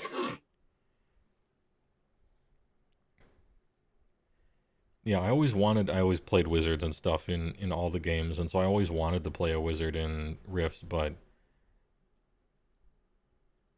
especially in Rifts, things are like famous for everybody house rules this, everybody nerfs this, and everybody nerfs that, and so it's rare to find a GM that'll let you do the broken magic stuff. Even though most of the, I won't say all, because there's some bullshit, but most of the quote-unquote broken magic stuff puts you exactly on the level of the absolute BS that everybody else is doing. Yep. Yeah, depending on your party. Like, I allowed CJ to do the infinite PPE trick, and it's affecting the game not at all. Right, like 0. It just means you can actually use. It just means you can cast many spells. of the spells. Yeah. Yeah, because many of the spells are like, it's insane. Like you can be a PPE monster and still, like, by any stretch of how you generated your class, so like unless you're in something truly unorthodox. Yeah. And just like most of the things that are above sort of 8th level, just forget it. It's like 600, 400,000. They just started typing zeros on the keyboard. Yeah. Oh, this is 1,200 PPE and it's half off for a shift. Oh, half off word, so it's 550. Cool. The most a human could possibly get is like 180 at this point. Well, it's very interesting to have looked through the spells and be like, okay, this is how they price shooting magic railgun versus just teleporting 100. Like it's interesting to see what they put a crazy amount of value in that. Yeah, reverse engineering and seeing, or what are they afraid of? What do they think is good? Sometimes you do that in Age of Sigmar and stuff, like, so they think that's good. They think that's Interesting. 280 points of value. It's not. They think Archaon is 900 points. That's crazy. No, I don't know. I mean, in current edition, I don't know. He might be. He's real good. He's real strong. At this point, he is kind of pretty good. It helps to have a good DM. Big FEC, yeah. I mean, that's always a true. That's like almost a deepity, like it's completely true always. But specifically for Rifts, it's extra true. Yes. You need those guardrails on there. Yeah, in our like regular group where we have run, as I've said before, like a series of Rifts games for a while. That is only for like the expert DMs in the group, right? Like that's an elite level DM activity only. That's not just handed over to any rando. Yes. Yeah, and that's partly why the game mostly died, and games that CJ explained as like kind of shallow but easy to pick up. That's why those do well in general, right? Yeah. The easier it is for the customer to go from looking at the cover to playing the game, the faster they can do that, the less speed bumps in their way, the less they have to worry about whatever. That's sort of just good, you know. 100%. It's not what I want, but part of growing up from watching Akira on VHS when no one knew what anime was, and playing Dungeons and Dragons and looking at all this nerd stuff and being on the computer and having Prodigy internet and BBSs and all this other stuff, and seeing the way all of these things kind of go. The archetypal nerd is the early adopter for a thing that later gets popular and changes from being his niche thing, you know, that he likes. It softens it. It's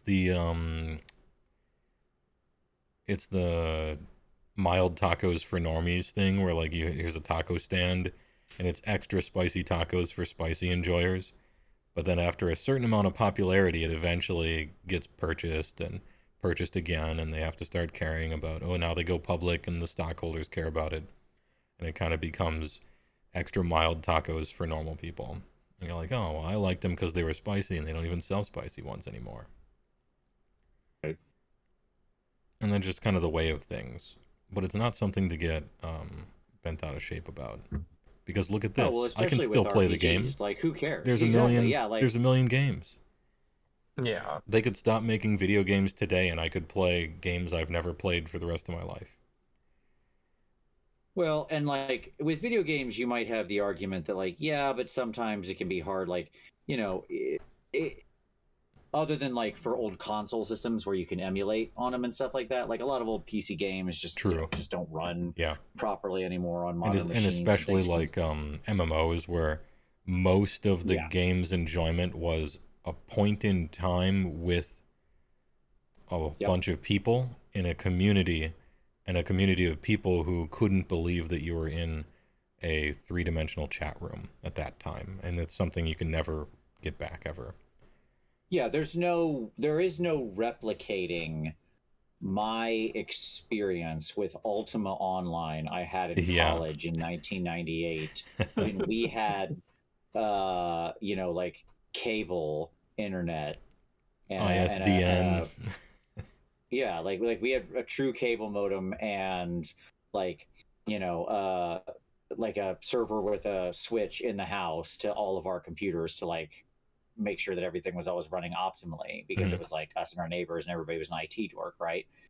And you have that experience where everybody else who's on UO is playing on dial-up, and you can like literally watch them chunk and move while you can roll up to them fighting, flowing through this world. They're chopping some tree down, and you get them with the crossbow, loot their body before their screen's even updated. Yeah, exactly. You know, and the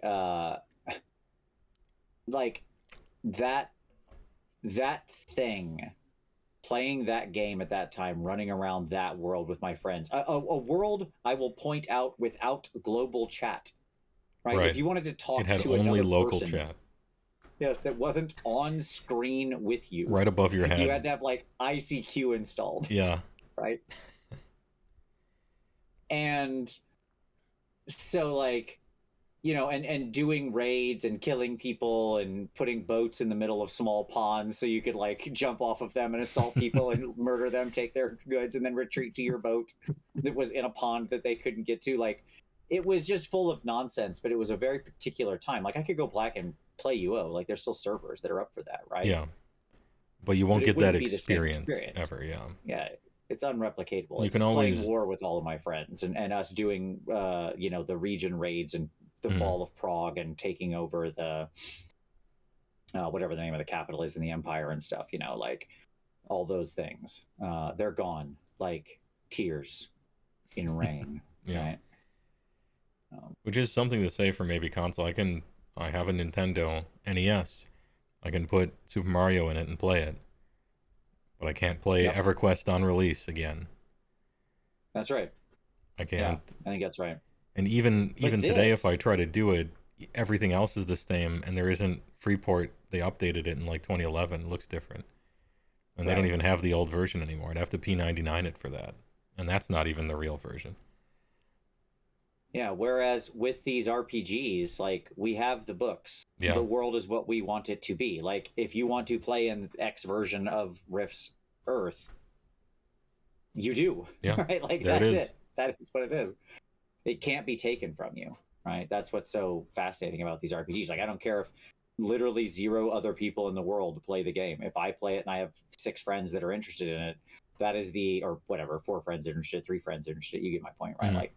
Like I have literally everything I need right there to re-experience that, especially if they've never played Rifts before, because that will make me re-experience it like I did the first time I played Rifts. Yeah, because you're watching someone do that thing. You're watching someone go through that, which is great. Yeah. Hearing CJ laugh whenever I show him 2 exclamation points back to back. It's so I'm still on the lookout for the legendary 3 exclamation points. I've heard of 3 or 4. I think rare, you got to look in maybe PFRPG or one of the Ninjas and Super Spies books, perhaps. It might be in an SDC world somewhere, but I've heard tell of them. I don't remember if it's TMNT or if it's Ninjas and Super Spies, but in one of them, there's a skill you can. So, like, you know, obviously you can take all the skills that bump your physical attributes, right? Yeah. But there's really not much way to bump your mental attributes through any skills. Mm-hmm. In either Ninjas and Super Spies or TMNT, I don't remember which one. One of the skills you can take is Game Designer. Okay. Is and this like, a self-insert where your yes. PB goes up, your IQ goes up? Your mental endurance goes up. Oh, okay. Sure. True. And I'm like, you know what? I'm not even angry at you for that joke. That's somebody who's designed plenty of games. Yeah, big true. Good work. Big true. That is another, that's like the spells thing that CJ was talking about, that they think this is good. When you see the exclamation points, you're like, okay, well, they put those exclamation points there. They think that what they just wrote is really impressive. And a lot of times it's really interesting reading that sentence and being like, that's what you put a exclamation point after? That. That right there. You can track by scent alone, exclamation point. Yeah, I mean, I would expect you to track by scent alone if you were a dog. I mean, this other guy has a class ability that allows him to create a 4th dimensional sub-dimension that he can push people into and design the laws of physics around. No exclamation point. No, track nothing. by scent? Holy dude. Holy macaroni. Holy guacamole. Rift is just such a treat. It's like, oh yeah, my favorite part of getting into Rifts and learning about all of it was just like hearing HeyWoah talk about some crazy shit. Like, oh yeah, who's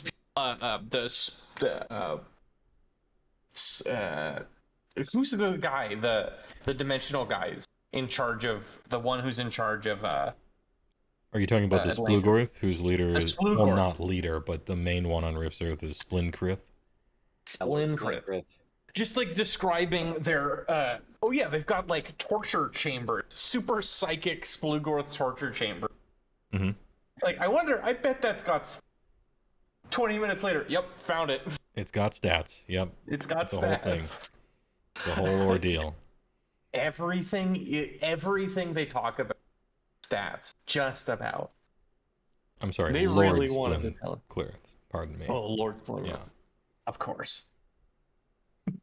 I still remember reading through Lord his stats, and in the skills, it's like he has all the skills that he deigns to have, or some Dr. Doomium kind of description of his skills, which is always good. Displeases Lord Splintrith. I didn't realize he wanted Evo. Big FAEC, thanks to the becoming a HeyWoah enjoyer on YouTube. Oh, appreciate it. Big emotes. Apologies about the tech issues, but hey, no man left behind. We'll get to it. We'll get to it when we get to it. It sounds like he's still suffering from a area outage. Yeah, I think he's actually dead, and so it's 4 hours. If you guys want to stick around, you can, but I'm not gonna chain you here. Just shooting the shit about ancient RPGs. Listen, I'm here for it. Look, we thought tonight was going to be the train heist. Turns out tonight was the plan. Tonight was the plan, heist, that's and okay. it wasn't a train heist. It was a time heist. That's they right. stole our time. All right. Anyway, I got some good bad guy speeches for 2 Thursdays from now. Let me tell you what. Let's go. I mean, look, 2 Thursdays from now, we'll be able to jump in, and we'll just be able to and just instantly blast through, and then yeah. We are because this was going away. to be potentially an awkwardly ended adventure, because I was expecting a shitload of time to fight, and then assuming everyone doesn't die. I'm not saying the gloves are off, but it's no longer a tutorial. I'm not gonna like completely baby you, but you have the tools to succeed, and you probably will. What are you going to do with it, right? You're the dog that caught the fender. And it was going to be maybe like a cutoff. Okay, what do you guys do with it? And then like, all right, see you next time, you know? And so now, maybe we can go through that whole entire thing, depending on how long the fights take. I'm looking forward to it. I am eager. It's going to be a good time. Anyway, thanks for being here. Thanks for being good sports about it. Couldn't be helped. A few different couldn't be helps. But as always, good talks. And thanks, chat, for sticking around. I'm closing it out. So, TY for being around. Thanks for the subs and the bits and the primes and the YouTube live chats and stuff like that. No one will be the wiser. When this gets on YouTube in a fully edited thing, they won't know. Although, it'll cut like 2 hours ago, and my beard will get slightly longer. I'll be wearing a different t-shirt, a few more gray hairs. The clock behind me will start really quick cutting, spinning back and forth. No one will know. Fingpat, thanks for the tier 1 of the HeyWoah community. Appreciate it. In BT Town MC. Thanks a lot. 2 Thursdays from now, check Discord. I'll put it up. I'll advertise it. And we're going to heist this train come hell or high water. Thanks for watching.